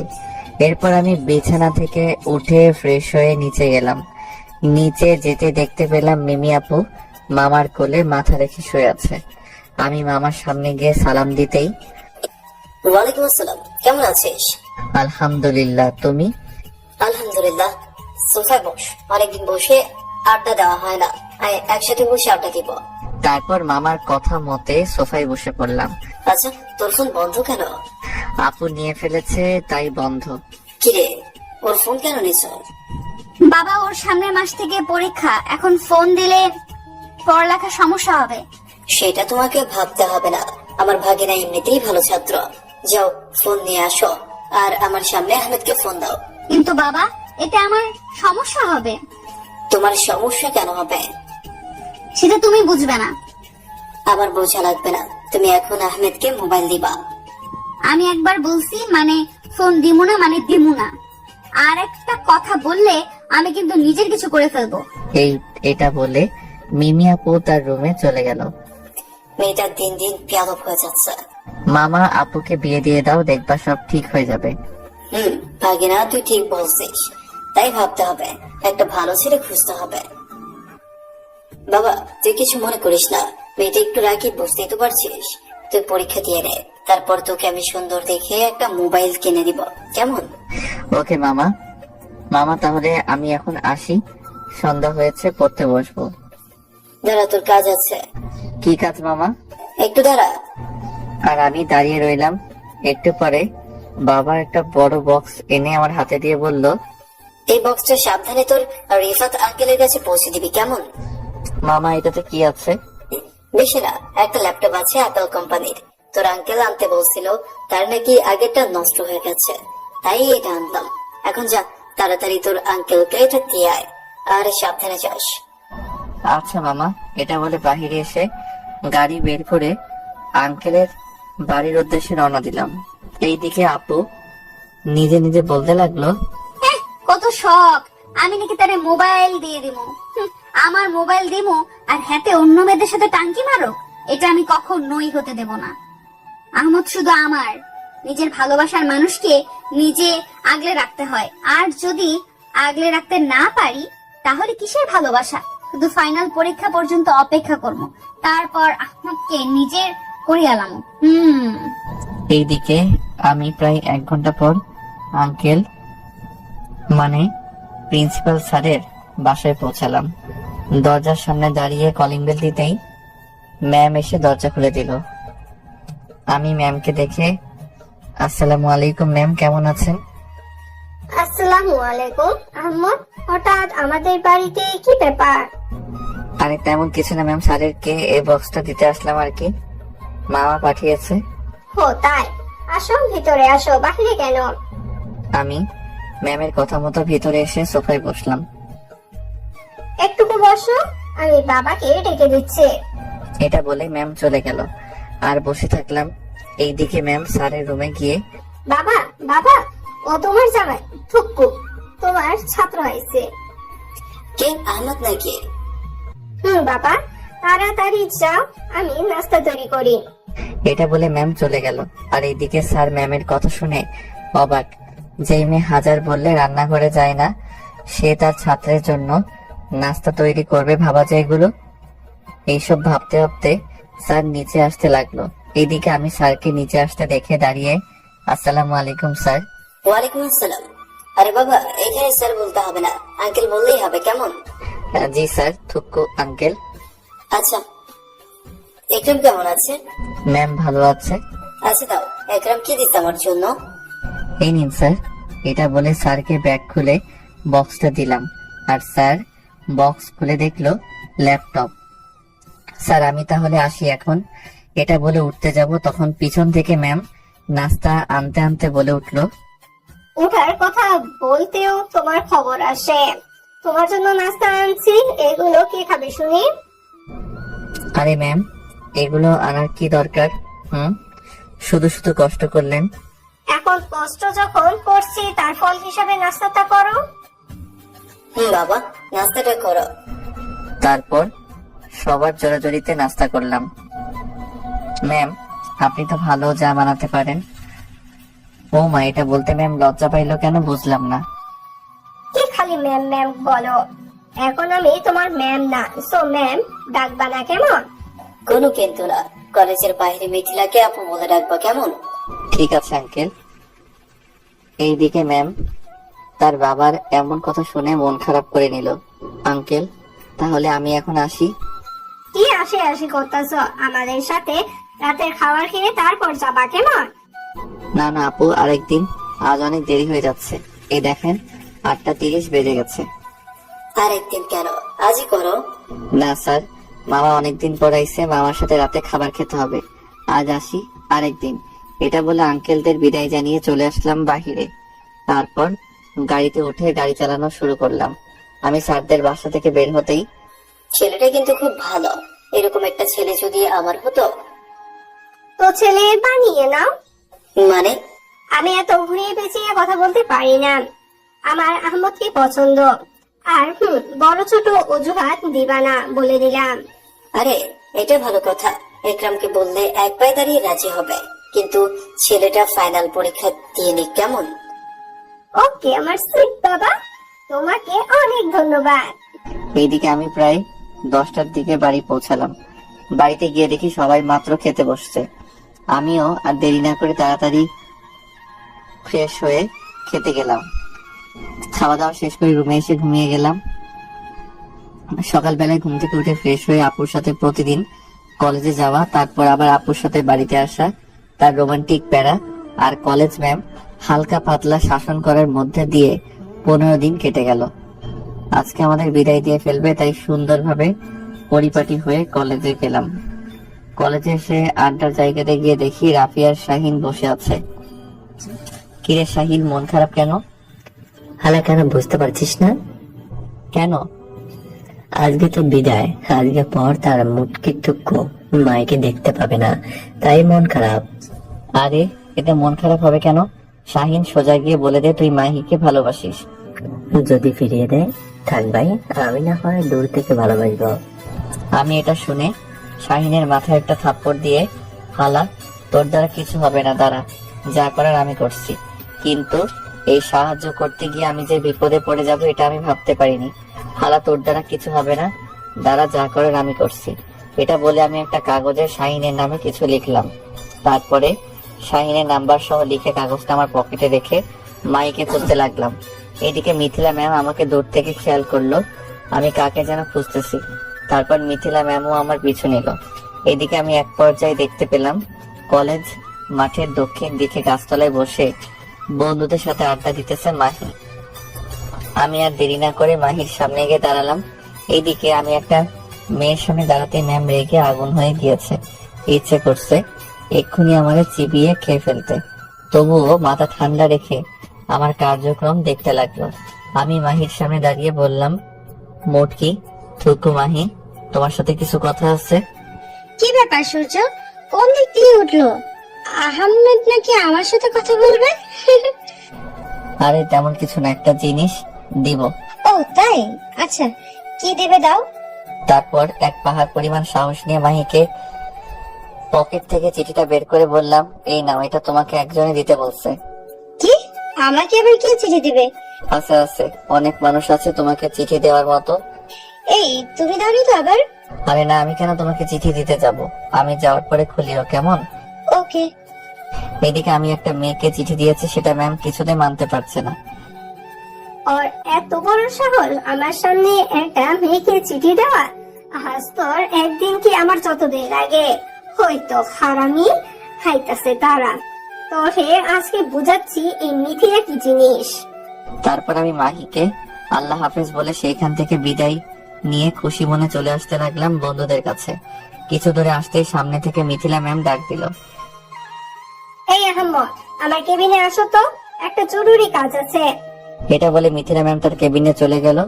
এইদিকে আমি আর কিছু না ভেবে শাহিনের কাছে গিয়ে, মামা, অনুষ্ঠানের পরে কিন্তু ট্রিট চাই। কেন রে? সেটা একটু পরে দেখতে পাবি।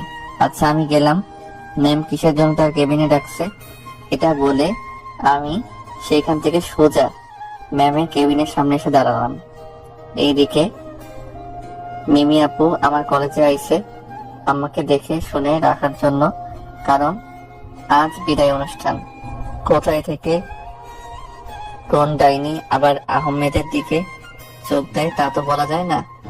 মিমি আপু কলেজে এসে রাফিদের কাছে গিয়ে বলল, রাফি, আহমদ কোথায় রে? আপু, আহমদ তো এইমাত্র মিথিলা ম্যামের কেবিনে গেল। কি? কেন গিয়েছে?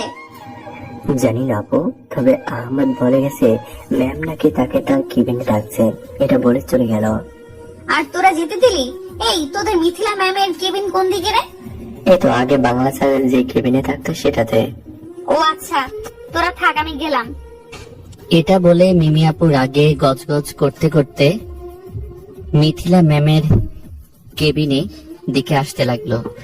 এইদিকে আমি ম্যামের কেবিনের সামনে দাঁড়িয়ে বললাম, ম্যাম আসতে পারি? আসো, ভিতরে আসো।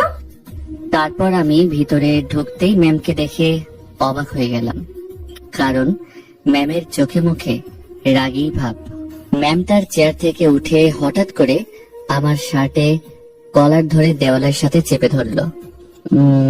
ম্যাম, এটা আপনি কি করছেন? ছাড়ুন আমাকে, কেউ দেখে ফেললে অনেক বিপদ হবে। চুপ, একদম চুপ। বিপদ হলে আমি দেখবো। কলেজে আসিস কি জন্য? পড়ালেখা করার জন্য নাকি মেয়েদের সাথে ট্যাঙ্কি মারতে? ম্যাম, আপনি এভাবে কথা বলছেন কেন? আর আমার কলার ছাড়েন বলছি। কলার তো আমি ছাড়বো না, তুই কি করতে পারিস আমি দেখবো। আর তোর থেকে কি আমি কথা বলা শিখতে হবে নাকি? তুই মেয়েটা কি দিয়েছিস ওই কাগজে? সেটা আপনাকে বলবো কেন? আমাকে বলবি না মানে? তুই আমার সামনে মেয়েদের সাথে হেসে হেসে কথা বলবি, আবার প্রেমও করবি? এটা আমি কি করে সহ্য করব বল? দেখ ভালোভাবে বলছি, কি ছিল ওই কাগজে? ম্যাম, আমি কার সাথে কথা বলবো না প্রেম করব সেটা আমার ব্যক্তিগত ব্যাপার। এতে আপনার কেন এত মাথা ব্যথা? আমার মাথা ব্যথা হবে না কারণ তুই আমার ম্যাম, আর কিছু বলতে পারিনি। তার আগে কোথায় থেকে মিমি আপু এসে ম্যামকে এক ধাক্কা দিয়ে আমার কাছ থেকে আলাদা করে নিল। এই আপনাকে রুমে আসতে কে অনুমতি দিয়েছে? রাখ তোর অনুমতি। তুই এখানে আহমদের সাথে এটা কি করছিলি? আমার কেবিনে আমার জিনিস, আমি যেটা ইচ্ছে সেটা করব, তাতে তোর কি? এইদিকে আমি কিছু বলার সাহস পাচ্ছি না। কিছু বলতে গেলে পরে বিপদ আমার উপর দিয়ে যাবে। মিমি আপু ম্যামের কথা শুনে রেগে মেগে মিথিলা ম্যামের গালে থাপ্পড় একটা দিয়ে বলল, ওই তোর জিনিস মানে কি? আর একবার যদি আহমদকে তোর বলে দাবি করিস তাহলে তোর জিভ টেনে ছিঁড়ে ফেলবো। আহমদ শুধু আমার, বুঝলি? এইবার ম্যাম এটা শুনে আপুর গালে থাপ্পড় দিয়ে, এই আহমদ শুধু আমার। আহমদকে আমি ভালোবাসি। আমার কাছ থেকে কেউ আহমদকে কেড়ে নিতে চাইলে আর কি হাল করব সেটা আমি নিজেও জানি না। তোকে আমি কি যে করি! এটা বলে হুট করে মিমি আপু মিথিলা ম্যামের চুল ধরে টানতে লাগলো আর বলতে লাগলো, তোর এত বড় সাহস, আমার কাছ থেকে আমার কলিজারে কেড়ে নিতে চাস? তোর এত বড় কলিজা হয়ে গেল? আহ লাগছে। এই কুত্তি, আমার চুল ছাড় বলছি, না হলে ভালো হবে না। ছাড়বো না, তুই কি করতে পারিস দেখা যাবে। এটা বলে আরো জোরে চুল টানতে লাগলো। এইবার ম্যামও আর না পেরে মিমি আপুর চুল টানতে লাগলো। এইদিকে আমি এটা দেখে হাসবো নাকি কান্না করব বুঝতে পারছি না। আবার এইদিকে যদি এটা কেউ দেখে ফেলে তাহলে মান সম্মান সব শেষ। তাই আমি আর দেরি না করে মিমি আপুর হাত পিছন থেকে ধরে অনেক কষ্ট করে ছাড়ালাম। কিন্তু এইবার ম্যাম চুল ছাড়তেছে না। তাই মিমি আপুর হাত আমার এক হাত দিয়ে চেপে ধরে আরেক হাত দিয়ে অনেক কষ্টে ম্যামের হাত থেকে মিমি আপুর চুল ছাড়ালাম। তারপর আমি মিমি আপুকে বেশ দূরে নিয়ে গেলাম। আমি এখনো মিমি আপুর চোখে মুখে রাগ স্পষ্ট দেখতে পাচ্ছি। কি করতেছো তোমরা দুইজন? এটা কলেজ, কোনো রাস্তা বা পার্ক না। ভাগ্য ভালো এখনো কেউ বুঝতে পারেনি। এইসব কি আমি শুরু করেছি? এটা তো ওই ডাইনি শুরু করেছে। ওই ডাইনি কাকে বলছিস তুই? ডাইনি তোর 14 গোষ্ঠী ডাইনি আইছে আমার ডাইনি বলতে। তোকে ডাইনি কইতাম না তো কি করবো? তুই আমার জানকে আমার কাছ থেকে কেড়ে নিতে চাইছিস। এটা তো শুধু ডাইনিরাই করে, তাই আমি তোকে 1000 বার ডাইনি কমু। ডাইনি ডাইনি ডাইনি। তুই আবার আহমদকে জান ডাকছ? তোরে তো এবার মেরে ফেলবো। আমি আহমদকে 1000 বার জান ডাকমু। আয়, তুই আমারে কি করতে পারিস কে দেখা, দেখাচ্ছি। এটা বলে মিমি আপুর চোখ দরজার পাশে ঝাড়ুর দিকে গেল। আমার আর বুঝতে বাকি নাই এই সেমরি কি করতে চাইতেছে। তাই আমি 1 মিনিট দেরি না করে মিমি আপুকে ধরে বাহিরে নিয়ে আসতে লাগলাম। ওই কুত্তা, ছাড় আমায়। কোথায় নিয়ে যাচ্ছিস? তুই ছাড়া আমাকে তুই ছাড় আমায়। হিতির কত বড় সাহস আমার কলিজারে জান ডাকে। ওই কোথায় যাচ্ছিস? আয়, কি যেন করবি বলছিলি না? দেখ আহমদ, আমারে ছাড় বলছি। হিতিরে আজ আমি খাইয়া দিমু পুরা। আয়, খাইয়া দিতে আয় কুত্তি। তোর কত বড় কলিজা আমিও দেখি। আমি তো এদের কথা শুনে অজ্ঞান হওয়ার অবস্থা। এরা এগুলো বলে কি? পুরো ছেলেদের মতো কথা বলছে। যাই হোক, অনেক কষ্টে আপুকে টানতে টানতে কলেজ মাঠে নিয়ে এসে একটা নিরিবিলি জায়গায় এনে আপুকে ছাড়লাম। আমি আপুকে ছাড়তে আপুর সাথে সাথে আমার কলার ধরে ফেললো। আমার আর বুঝতে বাকি নাই, এইবার ঝড় আমার উপর দিয়ে যাবে। তুই আজ শেষ। তোকে একদিন মানা করছি না ওই মেয়ের আশেপাশে না যেতে? কিন্তু ওটা তো আমার ম্যাম, ম্যামেরও তো কথা শুনে হবে। এটা বলে মনে হয় আরো ভুল করে ফেলেছি।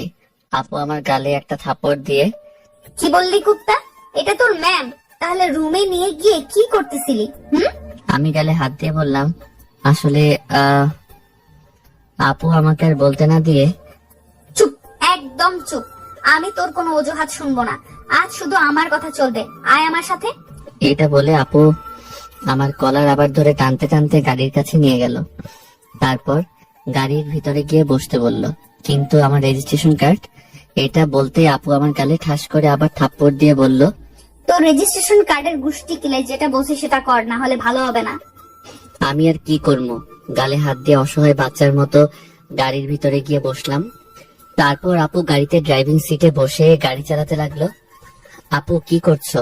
অ্যাক্সিডেন্ট হবে তো, গাড়ি আস্তে চালাও না। তুই যদি তোর ওই মুখ দিয়ে আর একটা কথা বলিস তাহলে এক্ষুনি মুখটা সেলাই করে দিব। নিজের ভালো চাইলে চুপচাপ বসে থাক। আপুর এমন ধমক শুনে আমি চুপচাপ বসে থাকলাম আর মনে মনে আল্লাহকে ডাকতে লাগলাম, কারণ যেই গতিতে গাড়ি চালাচ্ছে আল্লাহ না করুক আমার কিন্তু ভয় লাগছে। এইদিকে মিথিলা ম্যামের পুরো মাথা হ্যাং হয়ে আছে। কি থেকে কি হলো সে এখনো বুঝতে পারছে না। পরে কান্না করতে করতে প্রিন্সিপাল স্যারের কাছে গেল।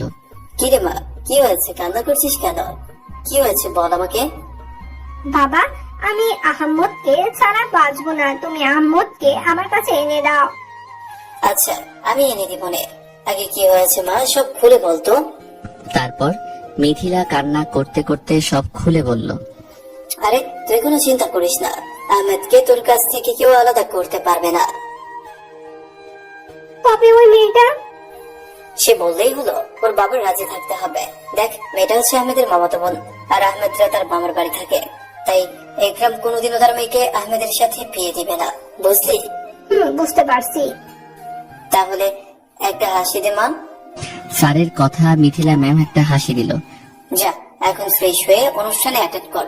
ওকে বাবা, এই বলে ম্যাম চলে গেল। এইদিকে রাফি আর শাহিন বলতেছে, বাবা আজকে আমাদের খবর আছে। রুমে কি হয়েছে তা জানি না, বাট এমন কিছু হয়েছে এটার জন্য আমার বন্ধুটার 12টা বাজবে। বেচারার জন্য অনেক কষ্ট হচ্ছে। সমস্যা নাই, এবার থেকে তুইও প্রাতে থাকবে। মামা আমার মনে হচ্ছে কোনো মেয়ে আমাদের কথায় টান মিলাচ্ছে। মনে হয় না সত্যি, একবার পিছনে ফিরে তাকা। রাফির কথা শুনে শাহিন পিছনে ঘুরতেই দেখতে পেল মাহি দাঁড়িয়ে আছে এবং রাগী মুডে। মাহি তুমি? এটা বলতেই মাহি শাহিনের কাছে এসে গালে একটা থাপ্পড় দিল। শাহিন গালে হাত দিয়ে অসহায় দৃষ্টিতে মাহির দিকে তাকিয়ে বলল, তোকে শুধু শুধু মারলি, 3টা কারণে মারছি। কি? তারপর মাহি বলতে লাগলো, তুই আমাকে ভালোবাসিস এটা নিচে বলতে পারিসনি ভয়ে? ভালোবাসি কিসের ভয়? মানলাম তুই ভয়ে ভালোবাসি কথা সামনাসামনি বলতে পারিসনি, কিন্তু নিজের হাতে চিঠিটা দিতে পারতি। তাই না করে অন্যজনের হাতে চিঠিটা পাঠালি। হলো না, আমি বলবো না, তুই নিজে পড়িয়ে আমাকে শোনা। এটা বলে চিঠিটা শাহিনের হাতে দিল মাহি। মাহিন চিঠিটা আস্তে আস্তে খুললো। শাহিন দেখতে পেল এটা একটা লাভ লেটার। কি? এটা তো লাভ লেটার, আমি কেন পড়বো? এটা পড়ে শোনা বলছি। মাহির ধমক খেয়ে শাহিন পড়তে লাগলো। প্রিয় মোটকে, তুক্ক মাহি, তোমাকে যেদিন কলেজের প্রথম দেখেছি সেদিন বুকের মাঝে ঠুস করে লাড্ডু পড়লো। সেই থেকে তোমাকে চোরের মতো করে লুকিয়ে লুকিয়ে দেখতাম। সেই দেখা দেখেতে কখন যে তোমাকে ভালোবেসে ফেলেছি তা আমি নিজে জানি না। আমি তোমার জন্য সব করতে পারবো না, কিন্তু নিজের সর্বোচ্চ দিয়ে চেষ্টা করবো। এখন যদি তুমি আমার ভালোবাসা গ্রহণ না করো তাইলে আমি নিজেকে শেষ করে দেবো, এটা গল্প ভাবছো? আরে দূর, আমি কেন তোমার জন্য মরতে যাবো? যদি মরে যাই তাহলে তোমাকে ভালোবাসবে কে? এই এবার থাম।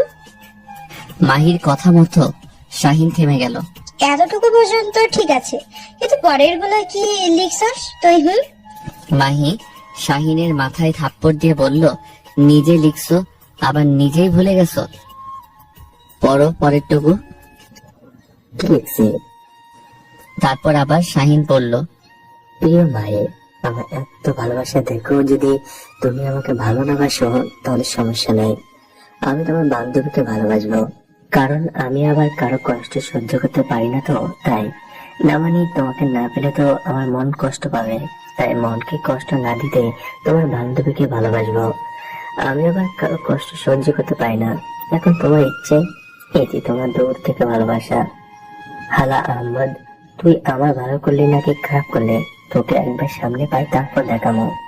এটা পড়ে এইবার মাহি শাহিনের কলার ধরে বলতে লাগলো, ভুলেও যদি আমাকে ছাড়া অন্য কারো দিকে চোখ তুলে তাকাবি তো চোখ তুলে ফেলবো। তার মানে তুমি রাজি?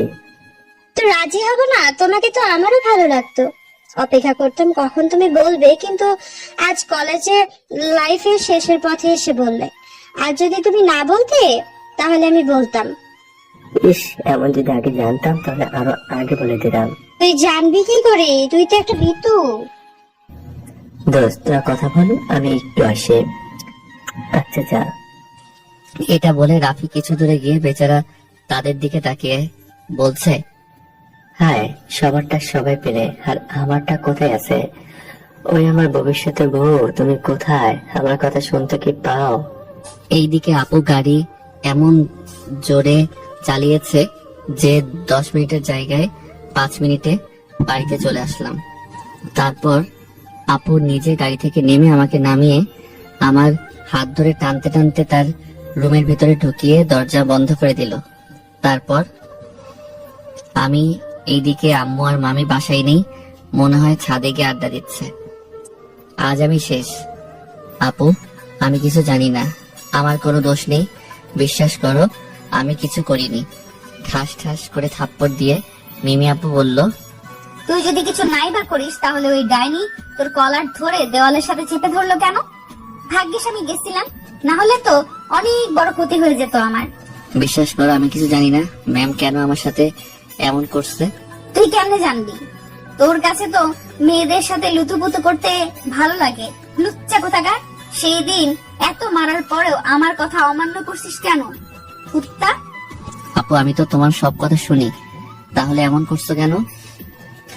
এটা বলতে আপু আমাকে আবার থাপ্পড় দিল। শালার কার মুখ দেখে ঘুম থেকে উঠছে কে জানে, শুধু থাপ্পড় খেতে আসি মনে মনে। এইদিকে আপু থাপ্পড় দিয়ে আমার কলার ধরে, কি? তুই আমার কথা শুনলে ওই মেয়ের সাথে কথা বলতি না? তোকে আমি বলছি না মেয়েটার সাথে বেশি কথা বলবি না? কিন্তু ওটা তো আমার ম্যাম। কুত্তা, এখানে ম্যামকে নিয়ে পড়ে আছে, তোকে তো আমি একেবারে শেষ করে ফেলবো। এই বলে আবার আমার গালে থাপ্পড় প্লাস আমার মাথার চুল টানতে লাগলো। আহ আপু ছাড়ো, আমি ব্যথা পাচ্ছি। কুত্তা, ব্যথা পাওয়ার জন্যই তো তোর চুল ধরছি। তোরে এতবার বলার পরেও, বারবার শাসন করার পরেও আমার কথা তোর মাথায় ঢুকে না নাকি? এই বলদ আর ওই মেয়ের সাথে কথা বলবি? এই বলদ আর ওই মেয়ের সাথে কথা বলবি? বল, আর কোনো মেয়ের দিকে তাকাবি? না না, আর কখনো এমন করব না, প্লিজ আমাকে ছেড়ে দাও, আমি ডুবে যাব। আপু আমার চুল ছেড়ে দিয়ে বলল, আর যদি কোনো মেয়ের দিকে তাকাতে দেখি না, তাইলে এই বড্ড বড্ড চোখ দুইটা আছে না, ওগুলো তুলে মার্বেল খেলবো। আমি আর ভুলে কোনো মেয়ের দিকে তাকাবো না, তারপরে এমন করিয়েন না। না, তোকে এইভাবে ছেড়ে দিলে না জানি কোথা থেকে কোন ডাইনি এসে তুলে নিয়ে যায়। তুই আজ থেকে বাড়ি থেকে বের হবি না, বলে দিলাম। আপু এমনটা করিও না, আমি তোমার সব কথা শুনবো, তারপরেও আমাকে বাড়ি বন্ধ করিও না। আপু আমার কথা শুনে আবার আমার কলার ধরে রাগী কণ্ঠে বলল, আমি এমনটাই করব, পড়ালেখা যা করবি তা ঘরে বসে করবি। কেন? বাহিরে গেলে কি হবে? বাহিরে গেলে তুই মেয়েদের সাথে কথা বলবি, আর এই কথা বলা আমার সহ্য হয় না, তাই তুই বাড়িতে থাকবি। পরীক্ষা দেওয়ার সময় আমি তোকে নিয়ে যাব আর নিয়ে আসবো। এইবার আমি এক বালতি বুকে সাহস নিয়ে বললাম, তো মেয়েদের সাথে কথা বললে তোমার কি? আমি তো আর এই মেয়ের সাথে পালিয়ে যাচ্ছি না। কি? তোর এত বড় সাহস আমার মুখের উপর কথা বলিস? মেয়ে নিয়ে পালিয়ে যাবার কথা বলিস? তোকে তো আমি এটা বলে আপু আমার গালে লাগাতার থাপ্পড় দিতে লাগলো আর বলতেছে, তুই শুধু আমার, তোকে আমার থেকে কেউ আলাদা করতে পারবে না। আমি তোকে ভালোবাসি, আর যদি এমন কথা বলিস বা বলার চেষ্টা করিস তাহলে তোর সেই দিন শেষ দিন হবে। এইবার নিজেকে আমি আর কন্ট্রোল করতে পারলাম না। মাথা গরম করে আপুকে ধাক্কা দিয়ে আমার কাছ থেকে দূরে সরিয়ে দিলাম। আপু আমার কাজ দেখে আরো রেগে গেল। তুই আমাকে ধাক্কা দিলি কোন সাহসে কুত্তা? থামো, অনেক হয়েছে তোমার অত্যাচার। কি ভেবেছো তুমি আমার বড়, তাই সম্মান করি এই বলে যা ইচ্ছে তাই করবে? করব, কারণ আমি তোকে নিজের চাইতেও বেশি ভালোবাসি। রাখো তোমার ভালোবাসা। এটাকে ভালোবাসা বলে? আমার পুরো স্বাধীনতা খেয়ে দিয়ে বলে আমি তোমাকে ভালোবাসি। যদি এতই ভালোবাসেন তাইলে আমাকে আমার মতো চলতে দিতেন, কিন্তু তা না করে আমাকে নিজের মতো বন্ধ খাঁচায় বন্দি করে রাখতেছেন। জোর করে সব হলেও ভালোবাসা হয় না। আমি তো আপনাকে ভালোবাসি না, তারপরেও এমন করেন কেন? আর আমি আপনাকে শুধুমাত্র বড় বড় নজরে দেখি, এর চেয়ে বেশি কিছু না। এগুলো বলে আপুর দিকে তাকাতেই দেখি আপুর চোখে পানি। আমি মনে মনে বললাম, মনে হয় কথাগুলো কাজে দিয়েছে। আহমদ, তোর এমন বাংলা সিনেমার ডায়লগ আগে কইছিল। তারপর আর একটু ভাব নিয়ে দরজার সামনে থেকে সরেন, আমি আমার রুমে যাব। আর নেক্সট টাইম থেকে আমার সাথে এমন করবেন না। এটা বলে আমি আপুকে দরজার সামনে থেকে সরিয়ে দরজা খুলে বাহিরে যাব। এমন সময় আমি আর বাহিরে পা দিতে পারলাম না, কারণ হচ্ছে ডাইনিটা পিছন থেকে আমার শার্ট ধরে আছে। তাই আমি যখনই পিছন ঘুরে ছাড়েন বলতে যাব, তার আগে দামড়ি আমার শার্ট ধরে টান দিতেই আমি নিজেকে সামলাতে না পেরে ফ্লোরে পড়ে গেলাম। ওই ঢং বাদ দে, ফুফি নাই। আর তুই কি ভাবছিস তোর এইটুকু কথাতে আমি তোকে ছেড়ে দেব? চাইলে তুই ভুল। আচ্ছা, তোর এসএসসি পরীক্ষা ছিল তাই মানা করছিলাম। তখন তোর এসএসসি পরীক্ষা ছিল তাই মানা করছিলাম। এখন বড় হয়ে গেছ তাই নিজের জিনিস নিজে বুঝে নিতেছি। হয়তো রাগে কষ্টে চলে যাচ্ছে, তাই আমি আর বেশি কিছু চিন্তা না করে সেখানে চোখ বন্ধ করে হেলান দিয়ে বসে থাকলাম। এই মেয়েরা তো শক্তি আসে কোথায় থেকে সেটা আজও আমার অজানা। যাই হোক, আজকের পর থেকে মনে হয় এই ডাইনির অত্যাচার সহ্য করতে হবে না। এইসব ভাবতেছি চোখ বন্ধ করে। তখন এইবার বল, বিয়ে করবে কিনা? আমি আপুর কণ্ঠ শুনে বললাম, আপু তুমি আবার আইছো? এটা বলে চোখ খুলে বলতে লাগলাম, আমি তোমাকে কতবার তুই তুই আমাকে কতবার কি বলবি বল, আমিও তো শুনি। বলবো কিভাবে? গলার উপর ছুরি ধরে থাকলে? প্লিজ আপু, ছুরিটা নামাও। না বাবু, কিছুতেই আমি ছুরি নামাবো না। আগে বলো, তুমি আমাকে ভালোবাসো আর বিয়ে করতে চাও? আপু প্লিজ, পাগলামি করিও না, ছুরিটা নামাও। তোর আপু বলার গুষ্টি মারি। আরেকবার আপু বললে তোর আজকে জানাজা হবে। বল মিমি, আমি তোমাকে ভালোবাসি আর তোমাকে বিয়ে করতে চাই। আমি ভয়ে ভয়ে বলতে লাগলাম, মিমি আপু তোমাকে। ওই কুত্তা, দিমু কিন্তু। মিমি, আমি তোমাকে ভালোবাসি, তোমাকে বিয়ে করতে চাই। এক নিঃশ্বাসে তাড়াতাড়ি করে বলে দিলাম। আমি তোমাকে এত এত এত ভালোবাসি। আমার কপালে চুমু দিয়ে এইবার তো ছুরিটা নামাও। ছুরি নামাবো, কিন্তু যদি কথার বর খেলাফ হয় সেই দিন তো শেষ দিন। কখনো কথার বরখেলাপ হবে না। তুমি ছুরি নামাও, একবার বাড়ি যেতে দাও, তারপর মামাকে বলবো তোমার বিয়ে দিতে। আমি আর পারছি না এই ডাইনির প্যারা সহ্য করতে। আরে নামাচ্ছি তো বাবু, এত উতলা হয়ে আছো কেন?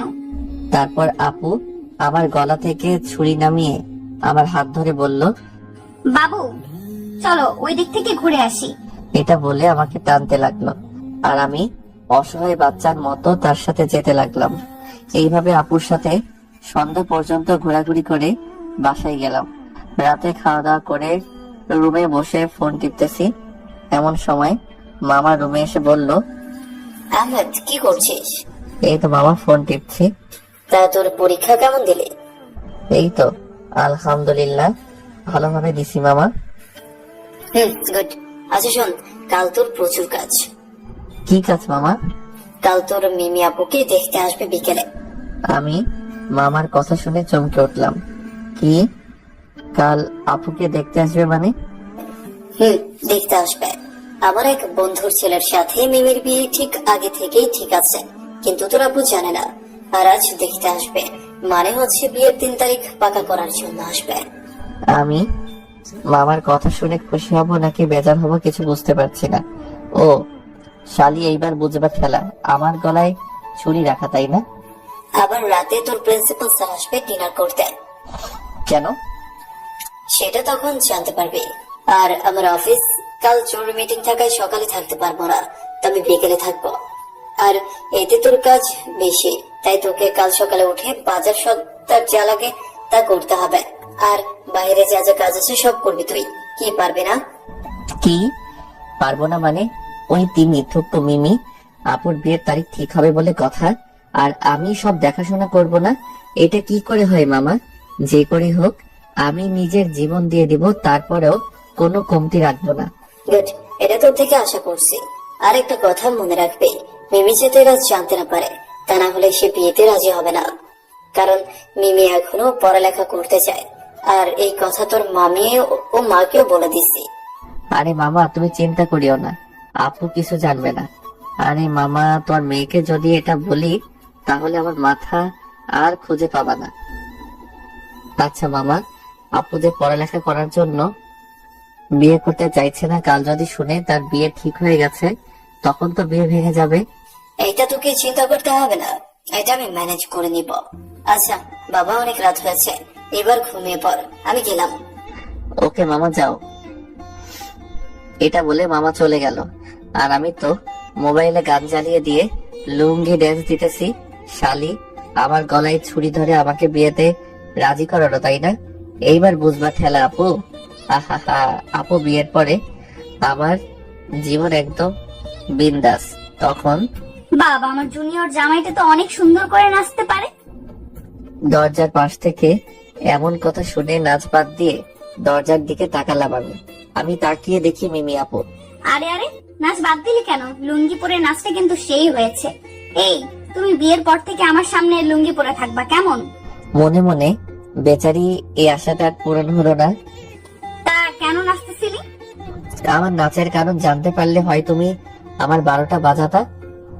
আমি বিছানার উপর থেকে নেমে বললাম, আমার রুম, আমি নাচবো, এটাতে তোমার কোনো সমস্যা হওয়ার কথা না। আর আপু আমার সামনে এসে বলল, আরে আমার কেন সমস্যা হবে? আমি তো তোর লুঙ্গি পরা নাচ দেখে তোমার উপর নতুন করে ক্রাশ খেলাম। হয়েছে তোমার ক্রাশ খাওয়া, এখন কেন আইছো সেটা বলো। আমি এটার জন্য আইছি। এটা বলে মিমি আপু এক টান দিয়ে আমার লুঙ্গি খুলে দিল। ভাগ্যিস ভিতরে হাফ প্যান্ট ছিল, তা না হলে এই লোচ্চামে আমার বউয়ের সম্পদ দেখে নিত। আমি আবার তাড়াতাড়ি করে লুঙ্গিটা পরে ফেললাম। এই ফাজিল মাইয়ার এটা কি করলেন? আর একটু হলে তো সব শেষ হয়ে যেত। ভাগ্যিস প্যান্ট ছিল। যা করছি বেশ করছি, কিন্তু যেটার জন্য করলাম সেটা তো দেখা হলো না। মাঝখানে ওই প্যান্টটা চলে আইলো। দেখছেন নি কি লোচ্চামে? এই, আপনার লজ্জা করে না আমার মতো একটা পিচ্চি ছেলের ইজ্জত নিয়ে টানাটানি করতে? এই, লজ্জা কেন করবে শুনি? তুমি তো আমার হবু জামাই। হবু জামাইয়ের সামনে কিসের লজ্জা? চলো না আজ বাসরটা করে ফেলে জানো।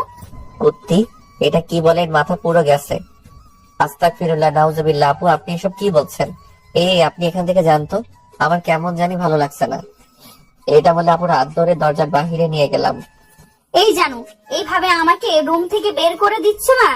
জাস্ট আর কয়দিন যাক, তারপর দেখমু কেমনে আমারে রুম থেকে বের করে দাও। তখনটা তখন দেখা যাবে। এখন যান গিয়ে ঘুমান। যাচ্ছি যাচ্ছি।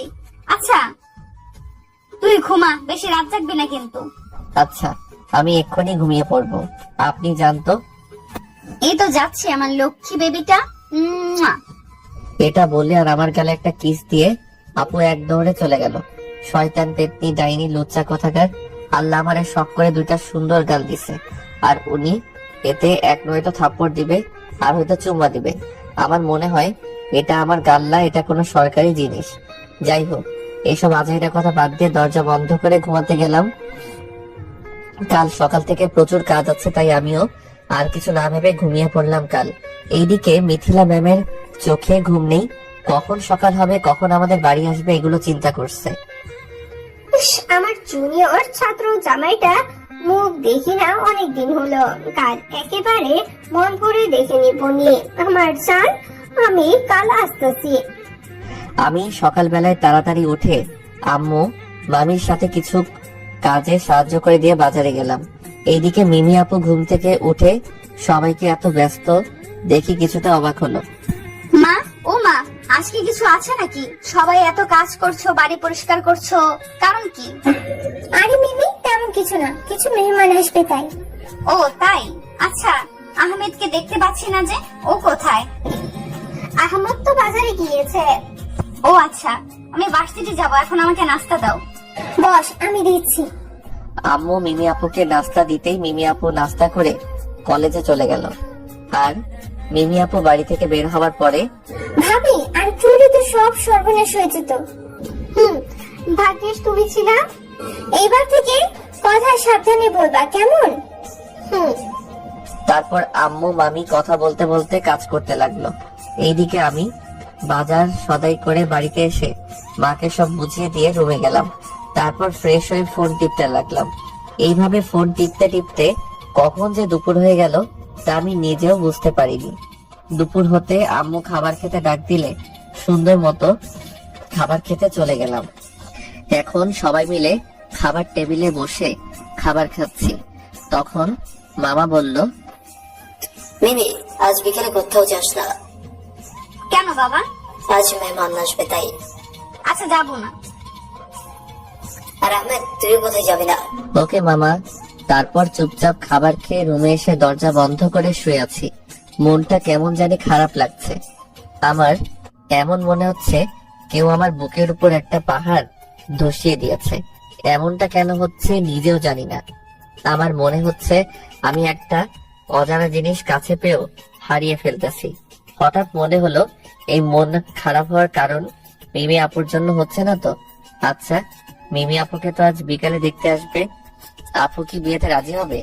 যদি রাজি হয়ে যায় তাহলে আমার কি হবে? আমাকে কে শাসন করবে? আমাকে কে দেখে শুনে রাখবে তখন? সি সি আহমদ, তুই এগুলো কি ভাবছিস? মিমি শুধু তোর বড় বোন, এর চাইতে বেশি কিছু না। কিন্তু বড় বোন বলে নিজের মনকে হাজার বুঝ দিলেও কেন জানি এই মনটা অস্থির হয়ে যাচ্ছে। বারবার কিছু হারানোর অনুভব হচ্ছে। আচ্ছা, আমি কি তাহলে? না না, আমরা কোথায় আর মামারা কোথায়? আমরা তাদের বাড়িতে থাকি, আর যদি এমন একটা কাজ করি তাহলে মামার সাথে বিশ্বাসঘাতকতা হবে। আমি এসব ভাবতেছি। এইদিকে মিমি আপু খাবার খেয়ে তার রুমে বসে বসে ভাবতেছে, আজ আমার কেমন জানি হচ্ছে, মনে হচ্ছে কিছু একটা এই বাড়িতে হতে চলেছে যা আমার অজানা। আমার মনের ভেতর অজানা ভয় কাজ করছে। আচ্ছা, বাড়িতে যে মেহমান আসবে তারা কারা, কেন আসবে? বাবা মা তো আমার কাছ থেকে কিছু একটা লুকাচ্ছে। আচ্ছা, মনে হয় আহমদ সব জেনে যায়। আহমদকে জিজ্ঞেস করে আসি। যে ভাবা সেই কাজ। আমি নিজের রুম থেকে বের হয়ে আহমদের রুমের দিকে যেতে লাগলাম। তারপর মিমি আপু মনের সুখে আমার রুমে আসার জন্য রওনা দিল। যখন মামা মামির রুম পার হবে তখন মিমি আপু কানের বিয়ের কথা আসলো। তখন আপু চুপচাপ দেওয়ালে কান পেতে শুনতে লাগলো মামা মামি কি বলছে। আচ্ছা, তুমি যে মিমিকে না জানিয়ে এত বড় একটা সিদ্ধান্ত নিয়েছো, এটা যদি মিমি জানতে পারে তখন? দেখ, মেয়েটারে একদিন বিয়ে দিতে হবে। মেয়ে বলে কথা, বিয়ে না দিয়ে কি পারি? তারপরেও তোমার মেয়ের কাছ থেকে জিজ্ঞাসা তো করবে তার কোনো পছন্দ আছে কিনা। আমি জানি আমার মেয়ে কোনো পছন্দ নেই, আর সে বিয়েতে রাজি হবে। আর হবে না কেন? ছেলে আমেরিকায় থাকে, মাসে 1 লাখ টাকা ইনকাম, আর তার থেকে বড় কথা ছেলেটা অনেক সুন্দর, স্মার্ট। দেখো, তারপরে মেয়ের ইচ্ছাটাও দেখো। তোমাকে এত চিন্তা করতে হবে না, আমার মেয়ের চিন্তা আমি করব। আচ্ছা, তোমার মেয়ের বিয়ের সিদ্ধান্ত না হয় তুমি কিন্তু আহমদ এখনো ছোট, আর তার সাথে বিয়ে দিতে চাচ্ছ তার থেকে 4 বছরের বড় একটা মেয়ের সাথে। দেখো, আহমেদকে আমি নিজের ছেলের মতো ভালোবাসি, কারণ আমাদের কোনো ছেলে নেই। আর এমনিতে মিমির বিয়ে হওয়ার পর বাড়িটা ফাঁকা ফাঁকা লাগবে, তাই তাকেও বিয়ে করিয়ে দিচ্ছি। কিন্তু আহমদের থেকে এত বড় একটা মেয়ে 2-1 বছর হলে মানা যেত। কোনো কিন্তু না, আমি যেটা বলছি সেটাই ফাইনাল। এইদিকে মিমি আপু তো এগুলো শুনে রেগে মেগে আগুন। এতক্ষণ আমার বিয়ের কথা বললো, এটা মানলাম, কিন্তু আমার জানের বিয়ের কথা আমি কিছুতেই মেনে নেব না। ব্যাস, অনেক হয়েছে তোমাদের কথা, এখন আমি বলি। মিমি আপু দরজার পাশ থেকে কথাটা বলে মামা মামির সামনে গেল। মিমি তুই এখানে? আমি এখানে। আর এখানে না আসলে জানতামই না আমাকে না জানিয়ে আমার বিয়ে ঠিক করে ফেলছো। বাবা, যার বিয়ে তার খবর নাই, পাড়াপড়শির ঘুম নাই। মিমি আমরা তোর বাবা মা, কোনো পাড়া প্রতিবেশী না। সেটা যাই হোক, আমি তোমার পছন্দের ছেলেকে বিয়ে করছি না। আর একটা কথা, আমার 2 দিন পর পরীক্ষা শুরু হবে, তাই তোমাদের পরীক্ষার পর বলে মনে করছিলাম, কিন্তু কথাটা আজকে বলে দিতে হলো। কি কথা বলতো শুনি। আমি আহমদকে ভালোবাসি, আর বিয়ে করলে তাকেই করব। কি তুই আহমেদকে ভালোবাসিস? দেখ আহমদ তোর ছোট ভাইয়ের মতো, এটা কখনো হয় না। আমার ছোট ভাইয়ের মতো, মায়ের পেটের ভাই তো আর না, বুঝতে পারলে? আমি বিয়ে করলে শুধুমাত্র আহমদকেই করব, আর আহমদ যদি আমার না হয় তাহলে আর কারোর হতে দেব না। এটা কখনো সম্ভব না, কারণ আহমেদের বিয়ে ঠিক হয়ে আছে। আজকে তারা দিন তারিখ ঠিক করতে আসবে, সেটা আমি করতে পারবো না। তার চেয়ে বরং আজ তোকেও দেখতে আসবে, তার জন্যই প্রস্তুতি নে। সেটা হয়তো তোমার জন্য সম্ভব না, আর আমার এটা দেখার বিষয় মনে করি না কে আসলো কে গেল। আমি জানি এখন তুমি এই বিয়ে ক্যান্সেল করে আমাদেরটা ঠিক করো। না, আমি পারবো না এই কাজ করতে। তার থেকে বড় কথা, আহমেদ তোকে বড় বোনের নজরে দেখে। তাহলে তুমি পারবে না? না, এটা হয় না। ছোট থেকে এই বাড়িতে বড় হয়েছে আহমেদ, আর এখন যদি এই বাড়ির মেয়ের সাথে বিয়ে দিই তাহলে একবার ভাব লোকে কি বলবে। সেটা যাই হোক, তুমি যেহেতু বিয়ে ভাঙতে পারবে না, তাহলে যা করার আমাকে করতে হবে। আমার জিনিস আমার কাছ থেকে আলাদা করে ফেলবে, কত বড় সাহস! আমি বেঁচে থাকতে এটা কিছুতেই হতে দেব না। এটা বলে আপু রাগ দেখিয়ে রুম থেকে বের হয়ে গেল। এইদিকে মিমি আপু মামার রুম থেকে রাগ দেখিয়ে বের হয়ে আমার রুমের দিকে যেতে লাগলো। আহমদ, ওই আহমদ, দরজা খুল বলছি, দরজা খুল। এই বলে আমার রুমের সামনে এসে জোরে জোরে ধাক্কাতে লাগলো।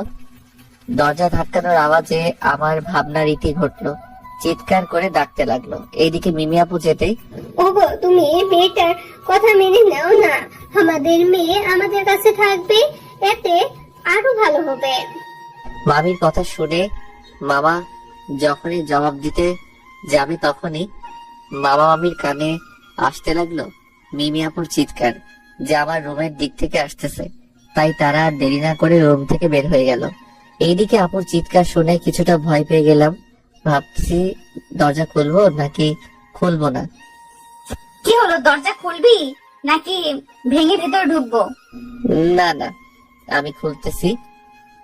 এইভাবে ডাক কেন, এটা বলে তাড়াতাড়ি দরজা খুলে দিলাম। দরজা খুলতেই আপু আমার কলার ধরে বলতে লাগলো, শালার কত বড় সাহস, আমাকে রেখে নাকি অন্য কাউকে বিয়ে করবে? ছোটাচ্ছি তোর বিয়ে করা। কি বলছো কি? আর কথা বলতে দিল না আপু, তার আগে আমার কলার ধরে টানতে টানতে নিচে নিয়ে লাগলো। এদিকে মামা মামি রুম থেকে বের হয়ে দেখলো আপু আমার কলার ধরে নিচে নিয়ে যাচ্ছে। তখন মামা বলে উঠলো, মিমি এটা কি হচ্ছে?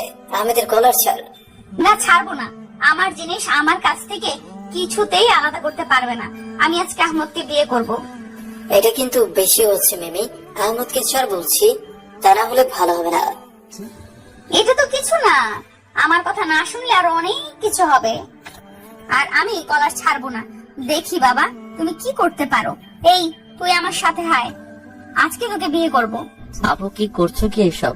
মামার সাথে এমন ভাবে কেউ কথা বলে? ছাড়ো আমাকে। এটা বলতে আপু এক হাত দিয়ে আমার কলার ধরে আরেক হাত দিয়ে আমার গালে থাপ্পড় দিয়ে, চুপ, একদম চুপ। তোর এই মুখ দিয়ে আরেকটা কথা বললে ঠোঁট একদম সেলাই করে দেবো। মিমিমা তুমি এসব কেন করছো, একটু খুলে বলো। ফুফি, এটা তোমার ভাইকে জিজ্ঞেস করো। ব্যাস অনেক হয়েছে, 3 দিন আদর পেয়ে পেয়ে মাথায় উঠে গেছিস, যা ইচ্ছা তাই করবে নাকি? এটা বলে মামার রাগ দেখিয়ে আমাদের দিকে এগোতে লাগলো। বাবা, আরেক পা যদি বাড়াও তাহলে এইখানে রক্তের বন্যা বয়ে যাবে। এটা বলে মিমি আপু কোথা থেকে ছুরি একটা বের করে আমার গলায় ধরলো। আর এতে আমার অবস্থা খারাপ, একটু এইদিকে ওইদিক হলে নানুর কাছে চলে যাব। আর মিমি আপুর এমন কাজ দেখে মামার সাথে সাথে দাঁড়িয়ে গেল। মিমি, ও মিমি পাগলামি করিস না, একটু বোঝার চেষ্টা কর। বাবা, পাগলামির এখনো কিছু দেখোনি। যদি আমার পথে বাধা দিতে আসো তাহলে আমি নিজে মরবো তো মরবো, সাথে আহমদকে নিয়ে মরবো। আপু, ও আপু, ছুরিটা নামাও। ওই কিসের আপু? বউ বলবি বউ, নইলে এখানে শেষ করে দেবো বলে দিলাম। এই মাইয়া পাগল হয়ে গেছে। দেখতেছি তো। না মিমি, আমরা তোর কাছে সব মানবো, তাও এমন পাগলামি করিস না। এইদিকে আমার আম্মু কিছু বলছে না, নীরব দর্শকের মতো চেয়ে আছে। শেষ পর্যন্ত কি হয় সেটা দেখতে যাচ্ছে। মামা রাজি হতে আম্মু আর মামি খুশিতে সেইখান থেকে কোথায় যেন চলে গেল। এইবার ছুরিটা একটু নামাও, আমার কিন্তু বেশি ভয় লাগছে। তার মানে তোমরা আমার কথায় রাজি? রাজি, কিন্তু আমাদের মুখ থেকে শুনতে চাই এই বিয়েতে রাজি কিনা। এই বলদটা কি বলবে? ওকে তো যেই দিকে যেতে বলে সেই দিকেই যাবে। এর কথা শোনা লাগবে? তুমি রাজি কিনা সেটা বলো, তা না হলে কিন্তু বুঝতে পারছো। কুত্তা, এতক্ষণ চুপ করে আসলি, যখন আরেকটু চুপ করে থাক। এটা বলতে আমি চুপ হয়ে গেলাম, কারণ যার গলার উপর ছুরি থাকে একমাত্র সে জানে। ভাগ্যিস আমার বুক ভরা সাহস, তা না হলে এক্ষুনি প্যান্টে প্যান্টে করে দিতাম। দেখেন আমার কি সাহস, এখনো পর্যন্ত ঠিক আছি। মিমি আপু আবার বলে উঠলো, আজ এই মুহূর্তে কাজই দেখ, আমি এখানেই বিয়ে করব। আমি রাজি। এবার একটু শান্ত হয়ে ছুরিটা নামা। এটা কেমন কথা? দেখ, তোর পরীক্ষা শেষ হোক, তারপর না হয় বিয়েটা করিস। আমার পরীক্ষার গুষ্টি মারি। তোমরা বিয়ে এখন দিবা কিনা বলো, তা না হলে আমি নিজে বিয়ে করতে কাজী অফিসে যাচ্ছি। তখন লোকে অনেক কথা বলবে। আচ্ছা, তোর কথা মানলাম, এখন একটু থাম, ছেলেটার দিকে একটু তাকা। কি অবস্থা হয়ে আছে, মনে হচ্ছে এখনই কিছু একটা করে দিবে। মামা এটা বলতে আপু আমার নিচ থেকে উপরে তাকাতে দেখলো। আমার ভয়ে হাঁটু কাঁপতেছে। এই আপনারা আবার ভাবিয়েন না আমার সাহস নাই। আমার কিন্তু এক বালতি সাহস আছে, যা এখন পুকুরে বেড়াতে গেছে। উফ, শেষ পর্যন্ত এই ভীতুটা আমার কপালে জুটলো। একে কখন যে সাহসী করে তুলবো আল্লাহই জানে, বলদ কোথাকার। এটা বলে আমাকে ছেড়ে দিতে আমি তাড়াতাড়ি মিমি আপুর থেকে 2-3 ফিট দূরে সরে গেলাম। আল্লাহ, তোমার কাছে লাখ লাখ শুকরিয়া, এই যাত্রায় বাঁচিয়ে দিয়েছো। এই বাবা, তাড়াতাড়ি কাজীকে কল দাও, আর আমি আহমদের বন্ধু বান্ধব আর আমার কিছু ফ্রেন্ডকে কল দিচ্ছি। মিমি আপুর কথা মতো মামা কাজীকে কল করে ডেকে আনলো, আর আপু তার ফ্রেন্ড আর রাফি শাহিনদের ফোন করে জানিয়ে দিল। আর হারামি দুইটা আমার বিয়ের কথা শুনে ঢ্যাং ঢ্যাং করে চলে আসতে লাগলো। মিমি আপু আমার উদ্দেশ্য করে বলল, জানো যাও, উপরে গিয়ে রেডি হয়ে আসো, আর কিছুক্ষণের মধ্যে বিয়ে হয়ে যাবে। তারপর তোমার ক্লাস নিবনি, এখন উপরে যাও। তারপর কাজী সাহেব আল্লাহুম্মা আমিন বলে মোনাজাত ধরে আমাদের জন্য দোয়া করলো, বিশেষ করে আমার জন্য। তারপর সবকিছু শেষে আপুকে আপুর ফ্রেন্ডরা উপরে নিয়ে গেল, আর আমি রাফিন শাহিন ছাদে চলে আসলাম। এইভাবে 3জন মিলে আড্ডা দিতে লাগলাম। এদিকে মিমি আপু বাসর ঘরে বসে বসে গালি দিচ্ছে। ভাই আমার ভয় করতেছে, এই বলে রাফি আমার 2 পা ধরলো, আর শাহিন 2 হাত ধরে আমাকে তুলে নিচে নামাতে লাগলো। ওই কুত্তা হারামি, তোরা আমাকে নামা, শালারা তোদের একটারও বিয়ে হবে না, নামা, আমাকে নামা বলছি। এটা বলতে বলতে আমার রুমের সামনে আনতে আমাকে নিচে রাখলো। শালা, তোদের একটু দয়া মায়া নাই? এমন একটা বাচ্চা ছেলেকে এই রাক্ষসীর কাছে কেন দিচ্ছিস? আরে আমাদের বাচ্চা বাবুটার বিয়ে করে ফেললো, আর আমরা এখনো পারলাম না। বলে আমার বাচ্চারে সমস্যা নেই, আজ বড় হয়ে যাওয়া। এটা বলে আমাকে রুমে ধাক্কা দিয়ে ঢুকিয়ে দরজা বন্ধ করে দিল। এই হালাদের মতো বন্ধু থাকলে শত্রুর দরকার নেই। এটা বলে মিমির দিকে তাকাতে দেখি মিমি আমার সামনে দাঁড়িয়ে আর আমার দিকে রাগী ভাবে তাকিয়ে আছে, আর বলল, কয়টা বাজে এখন? ভয় ভয় বললাম, মানে 12টা। এতক্ষণ কোথায় ছিলি? ছাদে ছিলাম। এটা বলে আমার গালে থাপ্পড় দিয়ে বলল, এই তোর ঘরে বউ আছে সেটা মনে নাই? গালে হাত দিয়ে আছি, কিন্তু একটু আড্ডা দিতে দেরি হয়ে গেল। তা দেরি হলো কেন? আর এতক্ষণ ছাদে ছিলি, তাহলে রুমে আসলি কেন? ছাদেই থেকে যেতি। রুমে না আসলে ঘুমাবো কেমনে? তোর আজ কোনো ঘুম নেই, তুই আজ ঘুমাতে পারবি না। যা বাহিরে যা, কুত্তা। এই এমনটা করিও না, তুমি আমার লক্ষ্মী বউ না? আইসে এখন ঢং ডাকাতে। বিয়ের আগে তো বলতি আমাকে ভালোবাসতি না, আর কাল না আমাকে রুম থেকে বের করে দিছো। এখন আমার পালা, তুই এখন আমার রুম থেকে বেরো। এটা বলতে আমি মিমির কোমর জড়িয়ে ধরে বললাম, আরে আগে তো বড় আপু ছিল, এখন তো বউ, বুঝো না কেন? এই কুত্তা, ছাড় আমাকে, একদম আমাকে ধরবি না। তুই দেরি করে আইছো, এর জন্য শাস্তি পেতে হবে, আর শাস্তি হলো আজ রুমের বাইরে থাকা। তাইলে আজকে রাতের কি হবে? কিচ্ছু হবে না, তুই এখন আমাকে ছেড়ে রুম থেকে বেরো। আচ্ছা ঠিক আছে, আমি রুম থেকে বের হচ্ছি। কি আর করবো, বউ তো রুম থেকে বের করে দিচ্ছে। আমি না মিথিলা ম্যামের কাছে চলে যাই, সে তো আর আমাকে বের করবে না।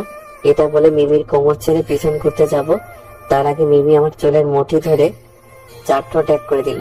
প্রায় 5 মিনিট পরে ছেড়ে মিমি আমার বউকে মাথা রেখে বলল, তুই যদি আমাকে ছাড়া অন্য মেয়ে বা ডাইনির কথা মনে করিস তাহলে তোর খবর আছে। তুই শুধু আমার, বুঝলি কুত্তা? তুই শুধু আমার, শুধু আমার। তো আমি কি করব? তুমি তো বের হয়ে চলে যাওয়ার কথা বলছো। তোর বের হতে হবে না, কিন্তু তোর শাস্তি হবে, আর রুমে হবে। আচ্ছা, শাস্তি না দিয়ে ক্ষমা করে দিলে তো হয়। আমি তোমার পিচ্চি জামাই না? ওলে আমার পিচ্চি জামাই রে, না তোমার ক্ষমা নাই। তুই রুমে দেরি করে আসলি কেন? তোর শাস্তি হলো আমাকে কোলে নিয়ে প্রপোজ করা। কি এটা শাস্তি? আর আগে বলবা না? এটা বলে মিমিকে কোলে তুলে নিলাম। আরে আমার পুরো কথা শুনবি তো, তা না হলে আগে কোলে নিয়ে নিলি, তা না করে আগেই কোলে নিয়ে নিলি। কিন্তু এখন কোলে নিয়ে এসেছিস যেহেতু আর নামাতে পারবি না, তাহলে আমি কি করতে পারি সেটা তুই জানিস। কি আমার পুরো কথা শুনি? আমার পুরো কথা হচ্ছে তুই আমাকে কোলে নিয়ে প্রপোজ করবি, কিন্তু আমি একসেপ্ট করব 20 মিনিট পর, আর এই 20 মিনিট আমাকে কোলে নিয়ে দাঁড়িয়ে থাকতে হবে। কি আমি এই ভুলেও নামানোর কথা ভাববি না, তাহলে তুই জানিস কি করতে পারি। নে শুরু কর, প্রপোজ কর। হে আল্লাহ, মনে শক্তি দাও। এই আটার বস্তাকে 20 মিনিট কোলে নিয়ে দাঁড়িয়ে থাকার সামর্থ্য আমাকে দাও। কি হলো, প্রপোজ কর। করছি। এই বলে বলতে শুরু করলাম, আমি যে কে তোমার তুমি তা বুঝে নাও। আমি চিরদিন তোমারই তো থাকবো, তুমি আমার আমি তোমার। এমনে কি আছে কারো যদি খুঁজে নাও, আমি তোমাকে বুকে ধরে রাখবো। তুমি আমার আমি তোমার। তুমি আমার রঙিন স্বপ্ন, শিল্পী রঙের ছবি। তুমি আমার চাঁদের আলো, সকালবেলার রবি। তুমি আমার নদীর মাঝে একটি মাত্র কোল। তুমি আমার ভালোবাসার সুন্দর গোলাপ ফুল। বাবা, অনেক সুন্দর হয়েছে আমার জুনিয়র জামাইটা। এমন এত ভালো প্রপোজ করে তা তো আগে জানতাম না। ওই বউ, এখন একটু নামো, আমি আর পারছি না। ওমা তাই? আর দেরি করে আসবা? না না, আর দেরি করে আসবো না, এখন তো নামাও। এত করে বলছো যখন আমাকে, বিছানার কাছে গিয়ে তারপর নামাও। তারপর আর কি করবো, মিমিকে বিছানায় কাছে নিয়ে গিয়ে বসি। আমি মরার মতো বিছানায় শুয়ে গেলাম। আল্লাহ, কি বস্তা! আমার কোমরটা গেল মনে হয়। আর 40 দিন শোয়া থেকে উঠতে পারুম না। আমার জীবনের শিক্ষা হয়ে গেছে, মেয়েদের পুরো কথা না শোনা পর্যন্ত কোনো ডিসিশন নিব না। কিরে, এটা কি হলো? শুয়ে গেলা কেন? তা কি করবো? কি করবি মানে? আজ আমাদের বাসর রাত, এই রাতে মানুষ কি করে জানিস না? না, কি করে? দাঁড়া, কি করে দেখাচ্ছি। দাঁড়াতে পারবো না, এমনিতে তোমাকে কোলে নিয়ে অনেক ক্লান্ত। এই আমি কারে বিয়ে করলাম, কুত্তা? কেন, নিজের জুনিয়র ফুফাতো ভাইকে। তোর বেশি মুখ চলে, দাঁড়া মুখটা বন্ধ করি। এটা বলে মিমি আমার ঠোঁটে কিস করে দিল। এরপর কি হয়েছে সেটা জানতে আপনারা বিয়ে একটা করিলেন।